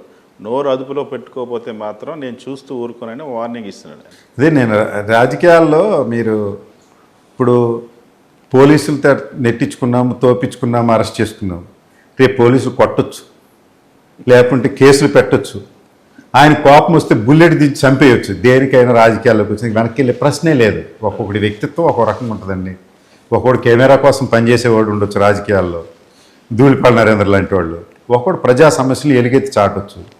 అట్లా అనుకుంటే భారతదేశానికి స్వాతంత్రం లేదు. పొన్నూరు నియోజకవర్గంలో సార్ సతీష్ గారు ఇవన్నీ చరిత్రలు తిరగబడతాయండి. ఇంతకంటే పెద్ద పెద్ద నియంతలండి. పల్నాడులో ఒకప్పుడు పల్నాడు శాసించాడు ఒక అతను. 7 నియోజకవర్గాల్లో తాను చెప్పిన అభ్యర్థులకే టికెట్లు ఇచ్చారు, తాను చెప్పిన అభ్యర్థికే పార్లమెంట్కి ఇచ్చాడు. కానీ అంతిమ జీవితం చూశారు కదా మీరు. ఇలాంటి నియంతల అంతిమ చరిత్ర ప్రజా సమస్యలు ఎల్లుఎత్తి చాటడం ద్వారానే అతని రాజకీయ పతనం, అతని రాజకీయ జీవితం ముగుస్తుందని నేను నమ్ముతున్నాను. కనుక దీనిలో ఎట్టి పక్షంలో వెనక్కి వచ్చేది. జగన్మోహన్ రెడ్డి గారు అట్ట అనుకుంటే పాదయాత్ర కూడా చేయలేరు ఈ ప్రభుత్వంలో. జగన్మోహన్ రెడ్డి గారు ప్రాణాలకి తెగించి ప్రజల కోసం అనేక ఉద్యమాలు చేస్తూ ఉన్నాడు. సెక్యూరిటీ ప్రాబ్లమ్స్ ఉన్నాయి, జెడ్ సెక్యూరిటీ సరిగ్గా ఇవ్వడం లేదు, అయినా ఆయన తగ్గలేదు. అదే స్ఫూర్తి, అదే క్రమంలో వెళ్తాం. ఇంకా నరేంద్ర గారు ఆయన కుదిరింది ఆయన చేసుకోనండి, చేసుకుంటే మనం ఆపలేం కదా. నా వెన్నంటి నా బంధువులు ఉన్నారు, నా కులం ఉంది, నా నియోజకవర్గం ఉంది, నా ప్రజలు ఉన్నారు, నా పార్టీ ఉంది. ఏమాత్రం సంకోచించే ప్రశ్న లేదు ఈ విషయం. సో ఇందాక మీరు మాట్లాడుతున్నప్పుడు పొన్నూరు ముంపు గురించి ప్రస్తావన తీసుకొచ్చారు. అసలు అమరావతిలో వరద వచ్చినప్పుడు లేదా వర్షం వచ్చినప్పుడు పొన్నూరు మునిగిపోయిందని అది కూడా తప్పుడు ప్రచారం అని చెప్పి మీ మీద కేసు కూడా పెట్టారు. నా మీద కేసు పెట్టారు, సాక్షి మీద కూడా కేసు పెట్టారు. ఎందుకు అసలు అది నిజమేనా, అది అబద్ధమా? సతీష్ గారు, నీరు పళ్ళ మెరుగు, నిజము దేవుడి ఎరుగు, ఈ సూత్రం కరెక్టేగా. సరే, దేవుడు మనకు తెలియదు కాబట్టి నిజం తెలుసని, మానవులంతరికీ నిజం తెలియదని.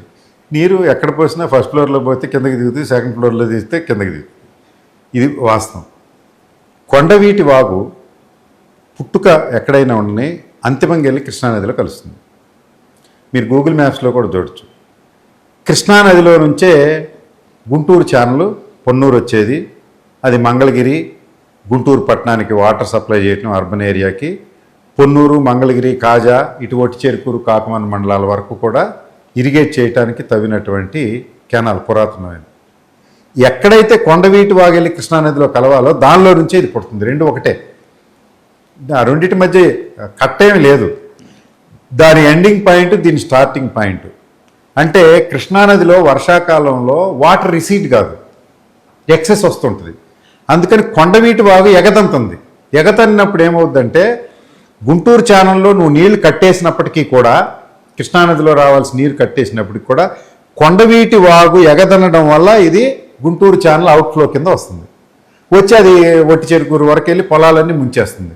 మనం నువ్వు కట్టలన్నా బలంగా వేసుకుంటే ఏదన్నా ఆగుద్ది. ఈయనేమో కట్టలు బాగు చేయించడు. 2 కోట్ల రూపాయలు పెట్టి కట్టలు బాగు చేయించడానికి 396 కోట్ల రూపాయలు టెండర్ అంటాడు. ఆ టెండర్ జరిగేది కాదు, సచ్చేది కాదు. 2 కోట్ల రూపాయలుగా చంద్రబాబు నాయుడు గారి దగ్గరికి వెళ్ళి ఈ సీజన్కి తీసుకొచ్చి ఆ కట్టలో ఈయన దొంగ గ్రావెలు ఈయన తవ్వుతున్నాడు వేజెండ్ల సొద్దపల్లి. ఈ సాక్ష్యాలు కూడా మనం తీసుకెళ్ళి చూపెట్టారు. ఆ గ్రావెల్ వేస్తే ఆగిపోద్ది. ఇది నకల సత్యం అండి. ఫస్ట్ ఫ్లోర్లో పోసిన నీరు సెకండ్ ఫ్లోర్లోకి ఎట్లా వస్తుందో, ఆ సెకండ్ ఫ్లోర్లో పోసిన నీరు ఫస్ట్ ఫ్లోర్లోకి ఎట్లా వస్తుందో, ఫస్ట్ ఫ్లోర్లో పోసిన కిందకి ఎట్లా వెళ్తుందో, ఎగదన్నిన కొండవీటి వాగు వాటరే దీని మీదకి వస్తుంది. కొండవీటి వాగు ఎందుకు ఎగదంతుందంటే, కొండవీటి వాగు యాజ్ ఇట్ ఈస్గా 60 మీటర్లు ఉందండి. దీన్ని ప్రభుత్వం సుమారుగా కొద్దిగా డెసిమల్స్ లేకపోతే అంకెల్లో తప్పు ఉండొచ్చు, కానీ నేను చదివిన డాక్యుమెంట్లో దీన్ని 300-400 మీటర్లు చేసి దీన్ని ఒక పెద్ద ప్రవాహంగా తయారు చేసి దీనిలో నుంచి షిప్లో బోట్లో తీసుకెళ్ళి చెన్నై కనెక్ట్ చేసి చెన్నై దాకా ట్రాన్స్పోర్ట్ జరుగుతుందని వాళ్ళ మోడల్ ఇచ్చినటువంటి మోడల్లో అది ఉంది. కొండవీటిని వాగు నువ్వు ఎడల్ప్ చేయలేదు. దానికి అనుసంధానంగా 2-3 పిల్లవాగులు ఉన్నాయి, పాలవాగు, ఇంకే 2 వాగు. ఆ వాగులు మూసేసి ప్లాట్లు చేసావు. ఆ నీరు ఈ నీరు కలిపి పొంగి ఇక్కడ దాకా ఎందుకు? మీ కొండవీటి వాగు నీరు మీరు గుంటూరు ఛానల్ నుంచి కాదు, కాజా టోల్వే దగ్గర పొంగుతుంది. ఎక్కడి నుంచి వచ్చిందండి? ఇటు కొండవీటి వాగులో నీరు, అక్కడ పాలవాగు అని మూసేశారు. ఆ లేఅవుట్లో పడిన వాటర్ రిసీడ్ కాక అది వచ్చి కాజా టోల్వేని ముంచేసింది. మనం కాజా టోల్వే మునిగేసింది, ట్రాఫిక్ అయిపోయింది. నగ్న సత్యం సార్ ఇది. దీనికి నా మీద ఒక కేసు పెట్టారు, మీ సాక్షి మీద ఒక కేసు పెట్టని అన్ని మామూలు. ఇప్పుడు అమరావతి ముంపు అన్నది కేవలం వైఎస్ఆర్ కాంగ్రెస్ పార్టీ చేస్తున్న ఒక కుట్రపూరిత ప్రచారం మాత్రమే. అది మునిగే అవకాశమే లేదు, అందుకే మేము రిజర్వాయర్లు కడుతున్నామని చెప్పి ప్రభుత్వం అంటుంది. ముఖ్యమంత్రి గారు నారాయణ గారు, మంత్రి నారాయణ గారిని ఒకసారి మీరు కలిసి అడగండి. వారు ఎందుకంటే నేషనల్ హైవే గడ్డి కొట్టారు మొన్న. అమరావతిలో నీరుని బయటికి పంపడం కోసం నేషనల్ హైవేకే గడ్డి కొట్టారు. మళ్ళీ పూడ్చుకుని ఇప్పుడు ట్రాఫిక్ వెళ్తుంది. ఇది నగ్న సత్యం సార్. సార్ సింపుల్ సార్ ఇది. అది డౌన్ రోడ్ ఏరియా అండి. అక్కడ వాటర్ పడితే ఇటువరకు పిల్ల కాలువలు, పంట కాలువలు, కెనాల్స్ ఇవన్నీ కలిసి కృష్ణానదిలోకి పోయాయి. లేకపోతే ఏదన్నా కొన్ని పంటలు మునిగాయి. ఇప్పుడు అదంతా లేఅవుట్ చేసి చదును చేశారు. డ్రైనేజ్ సిస్టమ్ మీరు పెట్టలా. మీకు అక్కడ దాకా ఎందుకంటే హైదరాబాద్ మహానగరాన్ని నిర్మించినప్పుడు నిజాం నవాబు మోక్షకొండ విశ్వేశ్వరయ్యని పిలిచి ఆయన ముందు డ్రైనేజ్ సిస్టమ్స్కి డ్రాయింగ్ తీసుకుని డ్రైనేజ్ సిస్టమ్ ఎగ్జిక్యూట్ చేసిన తర్వాత మహానగరాన్ని నిర్మించాడు. మోక్షకొండ విశ్వేశ్వరయ్య తన జీవిత కథలో ఇది రాసుకున్నాడు.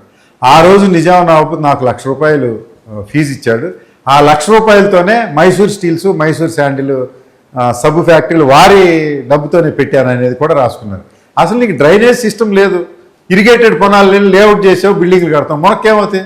అక్కడ దాకా ఎందుకండి? రేపు వర్షాకాలం భగవంతుడు చల్లగా చూడక ప్రజలకి వర్షపాతం ఎక్కువైపోతే మళ్ళీ అదే జరుగుతుంది. ఈసారి కూడా అట్లాగంటావా? పోయినసారికి ఈసారికి కూడా మీరేం పెద్ద డ్రైనేజ్ సిస్టమ్ డెవలప్ చేసింది లేదు. ఇంకొక విషయం ఏంటంటే వీరు రోడ్ల మీద కిలోమీటర్కి ₹53 కోట్ల పెడుతున్నారు కదండి. మీకు బ్లాక్ కాటన్ సాయిల్స్లో this road is not suitable, only cement road. మీరు చూడండి, నేషనల్ హైవేలో మీరు వెళ్తూ ఉంటారు. ఇప్పుడు మీరు ఇటు రేపల సైడ్కి వెళ్ళండి, 214 నేషనల్ హైవే ఉంది, సిమెంట్ రోడ్ ఎక్కువ కనిపిస్తుంది. ఎందుకంటే వాటర్ లాకింగ్ ఏరియాస్ ఎక్కడైతే ఉంటాయో అక్కడ ఈ ఫ్లెక్సిబుల్ పేవ్మెంట్స్ బిటమిన్ రోడ్ సర్వైవ్ కావు. ఎందుకంటే దీని కింద వెట్ మిక్స్ మెక్కడం అని, జిఎస్బి అని, తర్వాత బీటీ అని, ఇవన్నీ విటమిన్స్, ఇవన్నీ వాటర్ నిలబెడితే పోతాయి సార్. సిమెంట్ రోడ్ అయితే పోదు. మీరు వేస్తుందంతానేమో తార్ రోడ్లు వేస్తున్నారు. ఈ మొత్తం లేచిపోతాయి సార్, మొత్తం అయిపోతుంది. ముందు డ్రైనేజ్ సిస్టమ్ కరెక్ట్ నాకు తెలియగడుగుతుంది. మీరు ఇల్లు కట్టుకుంటారు, ఇల్లు కట్టుకునేటప్పుడు ముందు డ్రైనేజ్ సిస్టమ్ లేకుండా ఇంట్లో నీళ్ళు ఎట్లా పోతాయండి? ఇప్పుడు చింతలపూడిలో నేను చెప్పిన సామెత లాగానే ఉంటుంది. వాళ్ళేమో స్నానం చేస్తున్నారు, గుంటలో పడతాయి. ఇది కూడా అదే పరిస్థితి. రాజధానికి మైక్రో లెవెల్ అది, మ్యాక్రో లెవెల్ ఇది రాజధాని. సార్, అమరావతి లో రహదారుల నిర్మాణానికి, ఫ్లైఓవర్ల నిర్మాణానికి ఈ దేశంలో ఎక్కడా ఖర్చు అవనంత ఖర్చు చేస్తున్నారు అని జగన్మోహన్ రెడ్డి గారు కూడా మనకు చెప్పారు. సో ప్రభుత్వం ఏమో ఇవి చాలా క్వాలిటీతో వేస్తున్నాం, రోడ్లతో పాటు పక్కనే సర్వీస్ రోడ్లు, ఇతర వర్కులు కూడా చేస్తున్నాం, అందుకే అంత ధర అవుతుందని అంటున్నారు. నిజమేనా? మీకు ఈ ఎక్స్పర్ట్ కాబట్టి ఇందులో. సార్, నాకు ఇన్ఫ్రాస్ట్రక్చర్లో వ్యాస్ట్ ఎక్స్పీరియన్స్ ఉందండి. హైదరాబాద్ ఔటర్ రింగ్ రోడ్లో 10 కిలోమీటర్లు యూజీసీసీ అని ఒక కువైట్ కంపెనీ నేనే తీసుకొచ్చి జాయింట్ వెంచర్ పెట్టి ఎగ్జిక్యూట్ చేశాను. అయినో అదేవిధంగా బిల్డింగ్స్ నేను కూడా కడుతున్నా. గుంటూరు మహానగరంలో ప్రధానమైనటువంటి పట్టాపురం రోడ్లో ఇప్పటికీ కూడా 5,000కి మించి ఇంక్లూడింగ్ ల్యాండ్ ఎస్ఎఫ్టీ అమ్మే పరిస్థితి లేదు. అరే నీ కన్స్ట్రక్షన్కి 20,000 రూపాయలు ఏంటండి ఇది? ఈవెన్ నాట్ ఇంటీరియర్ కోసం నాట్ ఇంక్లూడెడ్ కన్స్ట్రక్షన్కి 20,000 ఎస్ఎఫ్టీ పడుతుంది.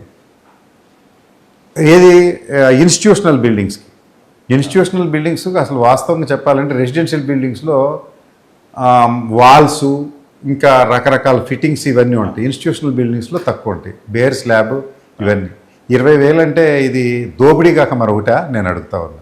దీనికి పెద్ద ఇది అవసరం లేదండి. తెలంగాణలో జగన్మోహన్ రెడ్డి గారు చెప్పారు కేసీఆర్ గారు కట్టినప్పుడు ఎంత అయింది అనేది. ఇది అసలు దీంట్లో వెనక చూపే లేదండి. వాళ్ళకి చేయాల్సిన చేసేస్తున్నారు. కిలోమీటర్ రోడ్డుకి 53 కోట్ల రూపాయలు ఖర్చు పెడుతున్నారు. సర్వీస్ రోడ్లు నేషనల్ హైవేలో కూడా ఉండే. ఇప్పుడు మనం మీరు విజయవాడ నుంచి వచ్చి ఉంటారు, మధ్యలో సర్వీస్ రోడ్డు ఉందిగా, దానికి ఎంత ఖర్చు అయింది? ఆ కాలంలో 10 కోట్లు అయ్యి ఉంటుంది. సో అబ్నార్మల్గా ఎక్స్ప్లాయిటేషన్ జరుగుతున్నది అని చెప్పడానికి ఏమాత్రం పెద్ద కష్టపడిపోవాల్సిన అవసరం ఏం లేదు. ఎక్కడ పట్టుకున్నా తెలుసు. కానీ నిన్నే అచ్చెన్నాయుడు గారు అంటున్నారు, అవి మేము కడుతున్న టవర్లు మామూలు అడ్మినిస్ట్రేషన్ టవర్లు కాదు, ఐకానిక్ టవర్లు కాబట్టి ఇంత భారీ ఎత్తున డబ్బులు ఖర్చు పెడుతున్నాం అని చెప్పంటారు. సార్ నేను చెప్తుంది ఏంటంటే ఇది మసిపూసి మారేడుకాయ చేయటం అండి. జగన్మోహన్ రెడ్డి గారు ఏదైతే మావిగ్ అని చెప్పారో అది పర్ఫెక్ట్లీ కరెక్ట్. ఎందుకంటే నా అభిప్రాయం అదే. నేను అంతకుముందు ఒక 3 నెలల క్రితం జగన్మోహన్ రెడ్డి గారికి ఊరినే జస్ట్ కాన్సెప్ట్ ఎందుకు వెళ్ళినప్పుడు నాకు నా వ్యక్తిగత తృష్ణతోటి చెప్పడం జరిగింది. నేనేమంటున్నానంటే ఐకానిక్ టవర్ వద్ద ఏమొద్దయ్యా సార్, ఇప్పుడు మీరు ఒక గ్రామం ఉందండి, గ్రామానికి ఒక ఎగ్జిక్యూటివ్ ఆఫీసరు, ఒక పిహెచ్సి, ఒక రైతు భరోసా కేంద్రం, ఒక సర్పంచి ఉంటే గ్రామం అడ్మినిస్ట్రేషన్ కంప్లీట్ అవుతుంది. అసలు రాజధానికి మున్సిపల్ కమిషనర్ ఏడి, రాజధానికి కలెక్టర్ ఏడి, రాజధానికి ఎస్పీ ఏడి, అందరూ గుంటూరు వాళ్ళే.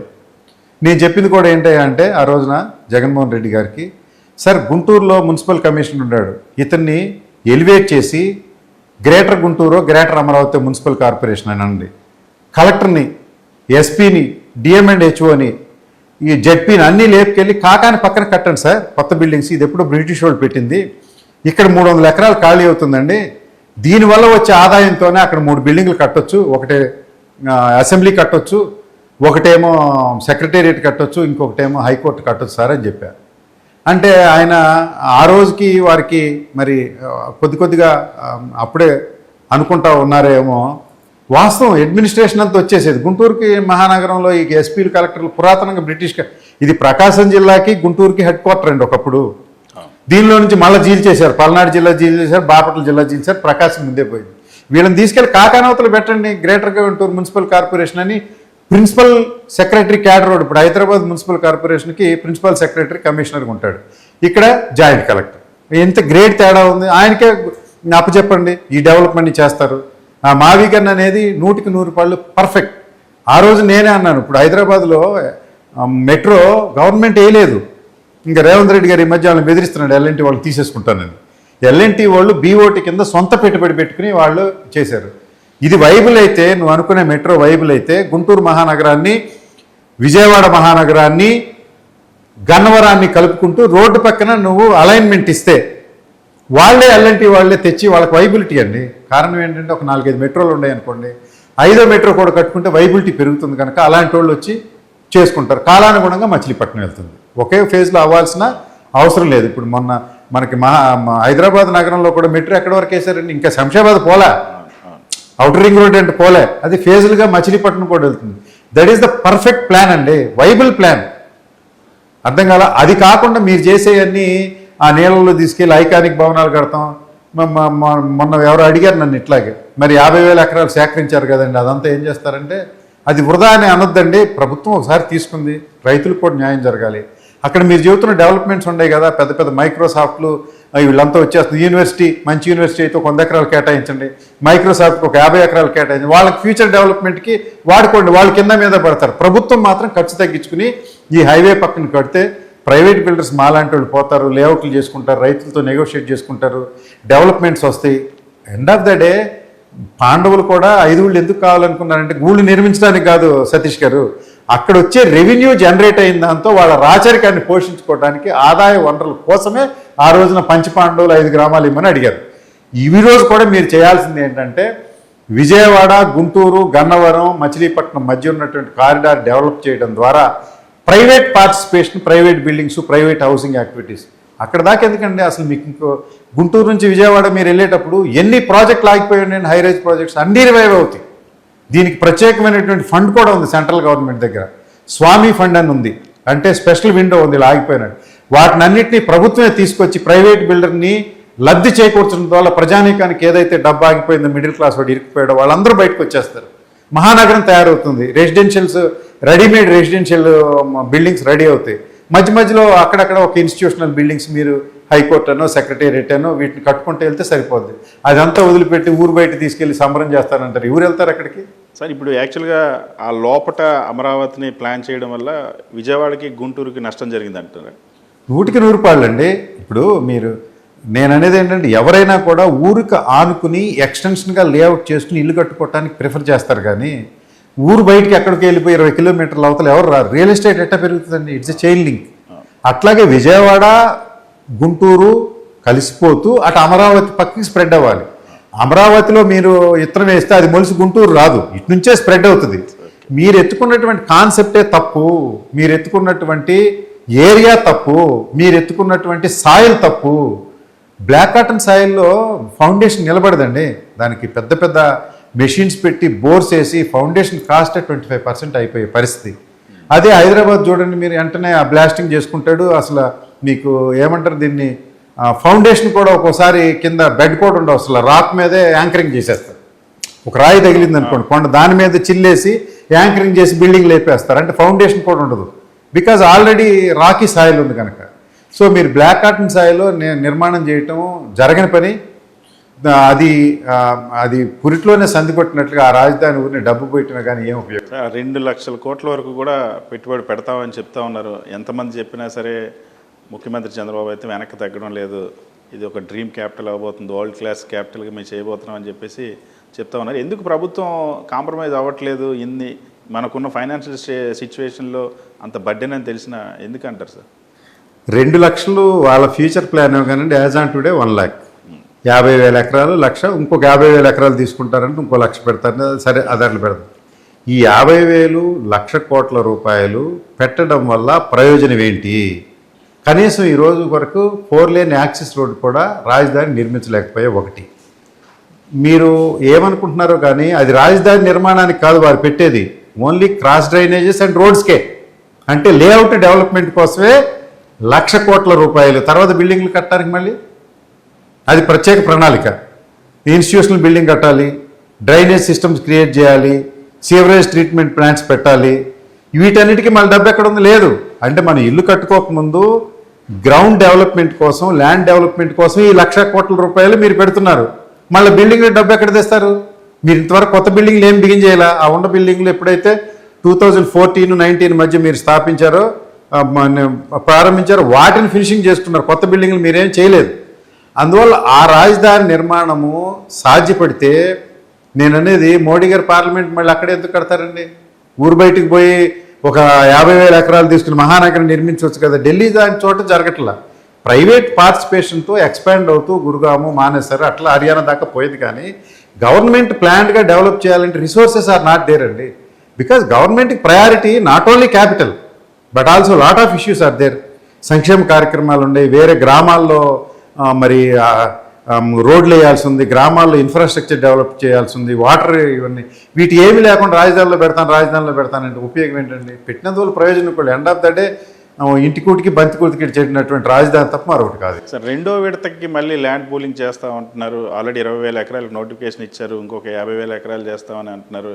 ఇదంతా దేనికోసం చేస్తున్నట్టు అనుకుంటారు? అంటే దీన్ని నేను కూడా నమ్ముతున్నానండి. ఆ వెంకటేశ్వరరావు గారు పాపం మరి ఒక్కోసారి ఈ మధ్య అన్ని నిజాలు చెబుతున్నట్టుగా అనిపిస్తుంది. ఒకప్పుడు మన పార్టీ మీద కూడా తీవ్రంగా విమర్శలు చేసే వ్యక్తి 50,000 ఎకరాలు తాకట్టు పెట్టడం ద్వారా రుణం తెచ్చి 1వ ఫేజ్లోకి డబ్బు వాడటానికని, మళ్ళీ 2వ ఫేజ్ డెవలప్మెంట్ కోసం వెళ్ళినప్పుడు మళ్ళీ సెక్యూరిటీస్ తగ్గుతున్నాయి కనుక మళ్ళీ ఇంకొక 50,000 ఎకరాలు తెచ్చి పెట్టడం, బ్యాంకుకి తనఖా పెట్టడానికి కొలేటరల్ కోసం తెస్తున్నటువంటి ల్యాండ్ సేకరణ తప్ప మరొకటి కాదు. విన్-విన్ సిచ్యువేషన్ ఉండాలి కదా. నాకు రైతులకు ఉపయోగం ఉండాలి, ఇటు ప్రభుత్వానికి ఉపయోగం ఉండాలి. ఇవన్నీ తీసుకెళ్ళి బ్యాంక్ కూడా దగ్గర పెడతారు, లోన్లు తెస్తారు, రేపు కట్టలేకపోతారు, వడ్డీలు కూడా కట్టే పరిస్థితి లేదు. అన్నీ కూడా సీజ్ అయిపోతాయి బ్యాంక్ నుంచి, నాన్ పెర్ఫార్మింగ్ అసెట్స్గా తయారవుతాయి. రాబోయే రోజుల్లో జరిగే పరిస్థితి నిన్న కాక మొన్న నేను ఎందుకో ఛత్తీస్గఢ్లో నా మిత్రుడి కుమారుడి వివాహానికి వెళ్ళాను, చూశాను. ఏమి లేదండి, ఒక స్టార్ రిసార్ట్ ఉంది, అక్కడికి వెళ్ళే లోపు బ్రహ్మాండంగా రోడ్లు వేసి పెట్టారు. ఎందుకంటే రాకీ సాయిల్ కాబట్టి ఖర్చు తక్కువ. ఒక్క బిల్డింగ్ కూడా కట్టిన దాఖలాలు లేవు. ఏది ఛత్తీస్గఢ్లో రాకీలో అసలు రాజధాని అంటూ లేని ఊరికి మనకి ఇంకా మహానగరాలు అన్నా ఉన్నాయి. ఈ యొక్క విజయవాడ, గుంటూరు లాంటి చోట రాజధాని పెట్టుకున్నాం. ఇప్పుడు తెలంగాణ నుంచి మనం వచ్చిన వెంటనే రాజధాని లేకుండా పోలేదు. విజయవాడలో ఏదో గవర్నర్ బంగ్లా పెట్టారు, ముఖ్యమంత్రి ఆఫీస్ పెట్టారు, కనీసం కూర్చోటానికి నుంచోటానికి ఏదో ఒక స్టాండర్డ్ అన్నా మనకుంది. ఛత్తీస్గఢ్లో అవి కూడా లేవు, బాగా బ్యాక్వర్డ్ ఏరియా. అక్కడే రాజధాని డెవలప్ కావట్లేదు, అక్కడే అటు నిలబడిపోయింది లేఅవుట్. దీన్ని మీకు కావాలంటే నేను వీడియో తీసాను, ఆ వీడియో కూడా మీకు ఇస్తాను. అందువల్ల నేను అనేది ఏంటంటే 10 మంది వెళ్ళిందే వ్యాపార సంస్థ, 10 మంది మెచ్చిందే డెవలప్మెంటు, 10 మంది వెళ్ళిందే రాజధాని అవుతుంది అనేది నిర్వివాదాంశమైనటువంటి అంశం. గుంటూరులో కలెక్టర్ ఆఫీస్ ఉంది. అట్లాగే ఈ ఏరియాలో ఎందుకు డెవలప్ అయినాయి అంటే నగరంలో కలెక్టర్ ఆఫీసులు ఇవన్నీ పెట్టి అడ్మినిస్ట్రేషన్ ఉంది కాబట్టి డెవలప్ అయింది. సో అందుకని టౌర్కి అనుసంధానంగా, నగరానికి అనుసంధానంగా ఎక్స్టెండ్ అవుతూ రాజధాని వెళ్ళాలి, కానీ అక్కడి నుంచి వెనక్కి రాదు అనేది నా భావన అండి. పాము ముందుకే పావుద్దు కానీ వెనక పాకదు. కానీ మచిలీపట్నం నుండి గుంటూరు వరకు విస్తరించాలన్నటువంటి మావిగాని ప్రతిపాదన అన్నదే ఒక పిచ్చి ప్రతిపాదన. డిక్షనరీలోనే ఎక్కడ లేదు. పిచ్చి పెట్టి వైఎస్ఆర్సీపీ వాళ్ళు మావిగాని నన్ను ప్రతిపాదన చేస్తున్నారు. జగన్మోహన్ రెడ్డి గారిని కూడా విపరీతంగా ట్రోల్ చేస్తుంది కదా మరి ప్రభుత్వం. అంటే దీనిలో జగన్మోహన్ రెడ్డి గారు ఆ మావిగన్ అనుకోకుండా అమరావతి ఎక్స్టెండెడ్ క్యాపిటల్ అని ఉన్నట్టయితే ఇలా మాట్లాడిండేవాళ్ళు కదా. ఆయన ఏదో కొత్త పేరు పెట్టాడు, ఏదో ఒక ట్రోల్ చేయాలని, ఆ రోజు ట్రోల్ చేయాలి కానీ కాలానుగుణంగా అందరికీ నచ్చుతుంది. Irrespective of community, irrespective of area అందరికీ నచ్చుతుంది. ఎందుకంటే మీరు బందర్ నుంచి విజయవాడ వరకు కూడా తెలుగుదేశం చెందిన వ్యక్తులే ఎక్కువ లబ్ధి చేకూరుతుంది. ఇక్కడ ఈ ప్రాంతాల్లో విజయవాడ నుంచి గుంటూరు వరకు అన్ని రకాల కమ్యూనిటీసు, అన్ని రకాల పార్టీల వాళ్ళు ఉన్నారు. ఈ ప్రతిపాదన అందరికీ నచ్చుతుంది. ఎందుకంటే అండి ఇప్పుడు అమరావతిలో పొలం ఉండవాడు అప్పట్లో 20 లక్షల రూపాయలు, 15 లక్షల రూపాయలు ఎకరం ఉండేది. అది ఒక్కసారిగా రాజధాని అయిపోయి ఆ 1000 గజాల విలువ 5 కోట్లు అవుతుందని వాళ్ళు అనుకున్నారు. అది డిఫీట్ అయిపోయింది. ఇక్కడ మీరు అనౌన్స్ చేయగానే పెరిగిపోద్దండి. It's a natural marketable price. Private lands కూడా పెరిగిపోతుంది. అందువల్ల అందరికీ సంతోషంగా ఉంది. ఒకటి అలా సంతోషంగా ఉన్నప్పుడు రూపాయికి రూపాయిన్నర విలువ వచ్చినప్పుడే డెవలప్మెంట్కి పెట్టడానికి క్యాష్ ఫ్లోస్ వస్తాయి. డబ్బు కుసించిపోట్ల, డబ్బు పెరుగుతున్నది. సో అందువల్ల ఇది ప్రైవేట్ పార్టిసిపేషన్ నీకు తెలియకోకుండా, ఇన్వైట్ చేయకోకుండానే అపార్ట్మెంట్స్ కట్టేవాడు, ఇండివిజువల్ హౌసెస్ కట్టేవాడు, ఆఫీసులకి కట్టి రెంట్స్కి ఇచ్చేవాడు, ఇలాంటి వాళ్ళందరూ తయారవుతారు. కనుక మహానగర్ హైదరాబాద్ మొత్తం ప్రభుత్వం నిర్మించిందండి. ప్రైవేట్ పార్టిసిపేషనేగా, బిల్డర్స్లు అంతా ప్రైవేట్ వాళ్ళేగా. గవర్నమెంట్ మీరు చూసారో లేదో, అంటే మీకు వయసు ఎంత ఉందో నాకు తెలియదు కానీ నా చిన్నప్పుడు Kukatpally housing colony, Sanjeev Reddy Naidu housing board, తర్వాత అటు నాచారంలో హౌసింగ్ బోర్డు ఉండేది. హౌసింగ్ బోర్డు లేవు, ప్రభుత్వం అసలు ఇల్లు కట్టడం లేదు.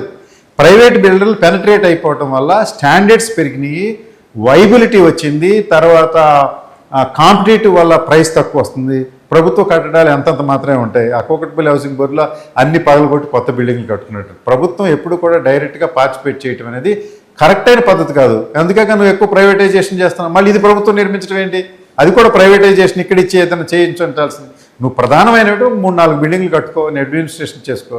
జగన్మోహన్ రెడ్డి గారు ఎక్కడైతే ఇల్లు కట్టుకున్నాడో అది కరెక్ట్ అయిన రాజధాని అని వారికి ఆ రోజు అనిపించిందేమో. అందువల్ల అక్కడే తిరుగుతుంది అంత డెవలప్మెంట్ అంతా కూడా. ఆ ఇంటి పక్కన ఈ గుంటూరు విజయవాడ మధ్య కట్టుకుంటే అదే రాజధాని అవుతుంది. ఒక ముఖ్యమంత్రి 5 సంవత్సరాలు అక్కడ రిసైడ్ చేసి పాలన సాగించాడు.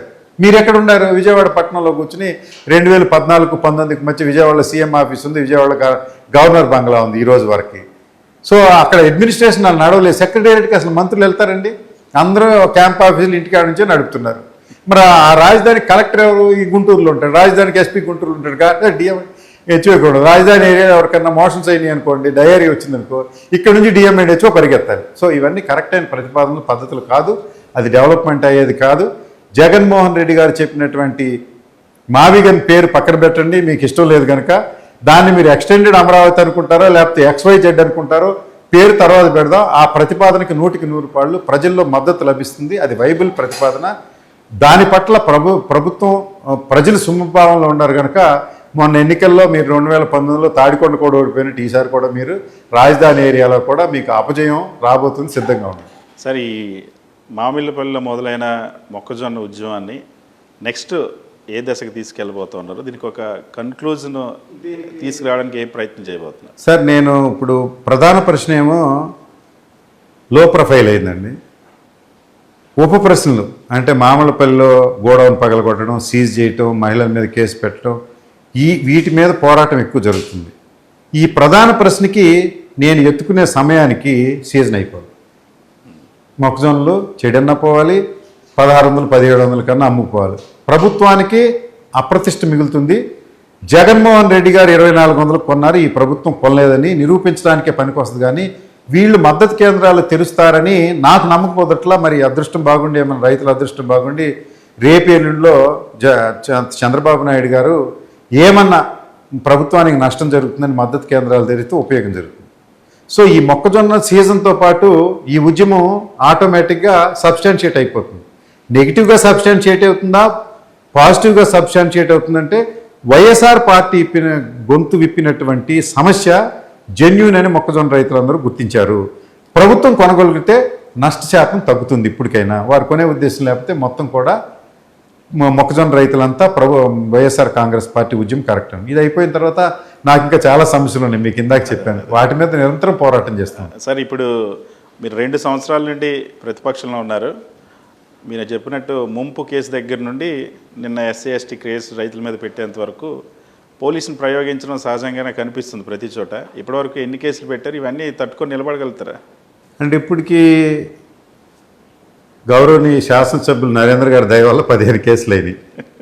నేను నా అంచనా ప్రకారం 0 వరకు ప్రిపేర్ అయ్యాను, 150 వరకు. ఇంకెక్కువ పెడితే అప్పుడు ఆలోచిస్తాను, కానీ ఇంకా 3 సంవత్సరాలు ఉంది. సరే, నేననేది ఏంటంటే ప్రజా జీవితంలోకి ఒకసారి వచ్చిన తర్వాత నేనేం నవయువకుడిని కాదు, అనుభవం ఉండే వ్యక్తిని, 60 సంవత్సరాల వ్యక్తిని. ఆరోగ్యం అంతా బాగుంది, జైల్లో పెట్టినా తట్టుకోగలను. అల్టిమేట్గా నా గెయిన్ పొన్నూరులో వైఎస్ఆర్ కాంగ్రెస్ పార్టీ గెలవాలి, నేను శాసనసభ్యుడు అవ్వాలి, జగన్మోహన్ రెడ్డి గారు తిరిగి ముఖ్యమంత్రి అవ్వాలి, పేదల సంక్షేమ కార్యక్రమాలు, రైతులకు గిట్టుబాటు ధర, అనేక రకాలైన సమస్యలకు, అభివృద్ధి కార్యక్రమాలకు జగన్మోహన్ రెడ్డి గారు ముఖ్యమంత్రి అవ్వడమే పరిష్కారం అని నేను భావిస్తున్నాను. కనుక ఈ పోరాటం చేస్తున్నా. కానీ ఉదాహరణకి నేను ఈసారి ఏదో గెలిచిపోయి ప్రభుత్వం రాలేదనుకోండి, ఏం ప్రయోజనం లేదు. అందువల్ల అన్నిటికీ పొన్నూరులో నాంది పలకాలని నా పోరాటం. నా వయసు రీత్యా నాకు కొంత అనుభవం ఉంది, రాజకీయ కుటుంబానికి చెందిన వ్యక్తిని కాబట్టి గణనీయమైనటువంటి ఎక్స్పీరియన్స్ ఉంది. కార్పొరేట్లో పనిచేశాను కనుక ఇన్ఫ్రాస్ట్రక్చర్ మీద ఒక ఐడియా ఉంది.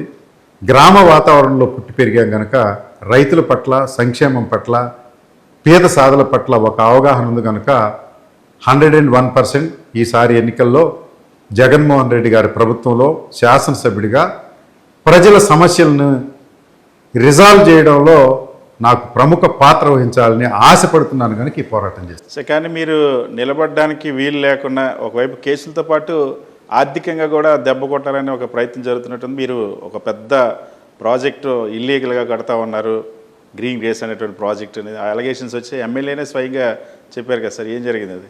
అంటే ఇది నేను వ్యాపార సంస్థ ముడిపడి ఉంది, కానీ ఆయన పెద్దగా డీగ్రేడ్ చేసి నేను మాట్లాడాలనుకోండి. హైకోర్టు మొత్తం కొట్టేసిందిగా, నాకు అన్ని పర్మిషన్లు ఉన్నాయని చెప్పిందిగా. రైల్వే యూనివర్సిటీ కోసం ఒక 2 ఫ్లాట్లు ఆపి హైకోర్టు డెసిషన్ వచ్చే వరకు ఆగి 510 ఫ్లాట్లు 508 ఫ్లాట్లు కట్టుకోమని ఆర్డర్ ఇచ్చిందిగా. దాని కిందంట ఒక లైన్ ఉందంట, ఏమని అంటే హైకోర్టు ఆర్డర్లో ఫ్యూచర్లో ఎప్పుడన్నా వైలేషన్ అని తేలితే బిల్డర్ బాధ్యత వహించాల్సి ఉంటుందని. ఈ లైన్ ఎక్కడైనా ఉంటుంది, మన అగ్రిమెంట్లో ఉండదా, రేరాలో ఉండదా? ప్రతిదానికి ఉండదు. మీరు ఈ ప్రసారము రూల్స్కి వ్యతిరేకంగా ప్రసారం చేసిన వాళ్ళు శిక్షార్హులని ఉండదా? రైలు పట్టాలు దాటిన వాడు శిక్షార్హుడు అని ఉండదా? సో అవన్నీ అందువల్ల ఈయనకి ఇంకా అవలేదంటాడు. ఇవన్నీ పిచ్చివాదనలు. నరేంద్ర అనే అతను ఊరికి ఎత్తు పొడుగు కనిపిస్తాడు కానండి, మెదడు లేదు, అతనికి నాలెడ్జ్ లేదు. అన్నిటినీ ఇట కెలకటం, మూతి పగలు కొట్టించుకోవటం, ఇదే కార్యక్రమం జరుగుతుంది. ప్రతి విషయం, మొక్కజొన్న విషయం మీరు చూశారు కదా, ఎంత ఇమ్మెచ్యూరిటీ అండి. ఒక ఓడిపోయిన గ్రామ సర్పంచ్ కూడా ఇలాంటి వ్యూహాలు ఏముండవు. నేనేం చేయలేదు సార్. ఆ కార్యక్రమం జరిగిన రోజు నేను ఈ ఊర్లో కూడా లేను. అది 5వ తారీఖు జరిగితే సుమారుగా నేను 9వ తారీఖు ఎప్పుడో వచ్చాను. నేను ఎక్కడో గుజరాత్ అటు తిరుగుతున్న అవుట్ స్టేషన్స్లో. సో నీ వ్యూహం ఏంటయ్యా అంటే నువ్వు రోజు రోజుకి నియోజకవర్గ స్థాయి నుంచి మంత్రి కావాల్సినోడివి గ్రామ స్థాయిలో ఓడిపోయిన సర్పంచ్ స్థాయిలోకి వచ్చేసావు. అట్లంటే ఈయన మంత్రి రాలేదా అంటే ఏదో చెబుతున్నాడు. చంద్రబాబు నాయుడు గారు అసలు యాక్చువల్గా ఈయనకి మంత్రి డిక్లేర్ చేశారండి ఇచ్చేవాళ్ళు. పోర్ట్ఫోలియో ఈయనకి నచ్చలా. ఏం పోర్ట్ఫోలియో అంటే ఆయన బుకాయింపు శాఖ మంత్రి అని ఇద్దాం అనుకున్నాడంట. ఈయన అది నాకు వద్దండి, నాకు ఇరిగేషన్ మంత్రి కావాలంట. బుకాయింపు శాఖ ఒకటి ఖాళీ ఉందయా, నువ్వైతే బాగా బుకాయించగలవు, ఈ కొత్త వాళ్ళు బుకాయించలేకపోతున్నారు. 7 సార్లు నిలబడ్డావు, 6 సార్లు నువ్వు బుకాయించావు, నీ తండ్రి 2 సార్లు బుకాయించాడు, బుకాయింపు శాఖ మంత్రి అని ఇద్దాం అనుకున్నాడంట. ఈయన పరిస్థితి ఏంటంటే రోజు రోజుకి వామనుడు అయిపోతున్నాడు. ఈయన పెద్దోడు ఎరిగి పెద్ద అవ్వాల్సినోడు ఫస్ట్ టైం గెలిచిన వాళ్ళంతా మంత్రులు అయిపోతున్నారండి తెలుగుదేశం ప్రభుత్వంలోనే. సరే మన ప్రభుత్వం సంగతి నేనేం మాట్లాడటం లేదు. సో అల్టిమేట్గా ప్రభుత్వాలు కూడా ఏం చూసుకుంటున్నాయంటే ఎవరు పెర్ఫామ్ చేస్తారో వాళ్ళ పద్ధతులని వాళ్ళు అనుకుంటున్నారేమో. EJ NPA non performing asset కింద పార్టీ డిక్లేర్ చేసుకుంది. సరే ఇంకా అదే దొరికింది ఇది కదా అని ఆ సంఘం డైరీని ఏదో సొంతం చేసుకున్నాడు. దాంట్లో సంఘం డైరీ కూడా వారు ఏం చెప్తున్నారు తెలుసు, ఇది ప్రజలు ఆస్తంట, రైతులు ఆస్తంట. అంటే మీకు తెలుసో లేదో ఒక మామిడి తోట ఉంటుంది, మామిడి తోట 30 ఏళ్ళు నేను లీజుకి తీసుకున్నాను అనుకోండి, ఫలసాయం మొత్తం నేను అనుభవిస్తాను. 30 ఏళ్ళ తర్వాత వాడి ల్యాండ్ ఓనర్ కనెక్ట్ దాన్ని నరుక్కుని కట్టెలు చేసుకుని అమ్ముకోవాలి. ఈయన కూడా పరిస్థితి దాంట్లో పీల్చి పిప్పి చేసేస్తున్నాడు. లోపల ఆదాయం అంతా లాగేసి సైఫన్ అవుట్ చేసి మనీ లాండరింగ్ ద్వారా వేరే చోట ఇన్వెస్ట్ చేసుకుని ఆఖరికి ఎత్తిపోయిన తర్వాత రైతులకు పడేసి ఈయన జనరేషన్ అయిపోయిన తర్వాత ఈయన బిడ్డల జనరేషన్ అయిన తర్వాత తిరిగి వాళ్ళకి ఇవ్వాలని లిమిటెడ్ కంపెనీ యాక్ట్లోకి మార్చుకుని కోఆపరేటివ్ సెక్టర్ అయితే సాధ్యపడదు. కనుక ఇప్పుడు మీరు సాక్షిలో ఉన్నారు, ఉదాహరణకి సాక్షి మేనేజింగ్ డైరెక్టరు మీరు దీనిలో మిమ్మల్ని పెట్టొచ్చు, ఉంచవచ్చు, జీతం పెంచవచ్చు, తగ్గించవచ్చు. అట్లాగే నా కంపెనీ ఉంది, నేను సంతకం పెడితే చెల్లిద్ది. అలాంటి కోఆపరేటివ్ సెక్టర్ని లిమిటెడ్ కంపెనీగా మార్చి ఈయన సార్వభౌమాధికారానికి తిరుగు లేకోకుండా టక టక టక టక రెవెన్యూని సైఫన్ అవుట్ చేస్తున్నారు. ఇవన్నీ ప్రూవ్ అవుతాయి. అక్కడ నన్ను ఎంత టార్గెట్ చేసినా, సంఘం పైన ఎంత కక్ష సాధించినా నన్ను ఏం పేకలేకపోయారని చెప్పి దూలిపోయినారని చెప్తున్నాను. మొన్న అసెంబ్లీలో ఈ తిరుమల లడ్డు వ్యవహారం వచ్చినప్పుడు అంటే నేను మొత్తం చెప్పలేను కానండి, అప్పట్లో వైఎస్ఆర్ కాంగ్రెస్ పార్టీ తరఫున ఈయనకి ఆ చాకు దొరకలేదు. ఆ చాకే రాబోతుంది. నిన్ను మొత్తం కూడా ఏం చేయాలో మొత్తం ఇటు లీగల్గా, అటు కార్పొరేట్ పరంగా, ఇటు కంపెనీ యాక్ట్ పరంగా అన్నిటినీ క్రోడీకరించి నిన్ను అరెస్ట్ చేయడం ద్వారానే ఆ సమస్య తీరుతుందని నేను అనుకోవడం లేదు. నిన్ను అసలు అరెస్ట్ చేయాల్సిన అవసరం కూడా లేదు. మొత్తం బిగింపు జరుగుతుంది. ఆ బిగింపు జరిగినప్పుడు అన్నీ బయటకు వస్తాయి. నువ్వు తిన్నదంతా కక్కాల్సిన రోజు అతి సమీపంలో ఉంది. నువ్వేమీ ఇదైపోబాకు. అందుకే ప్రభుత్వం కూడా నీకు మంత్రి పోయినా సర్దుకుని ఉంటున్నావు. లేదా మంత్రి పోతే ఎవరు సర్దుకుంటారు చెప్పండి?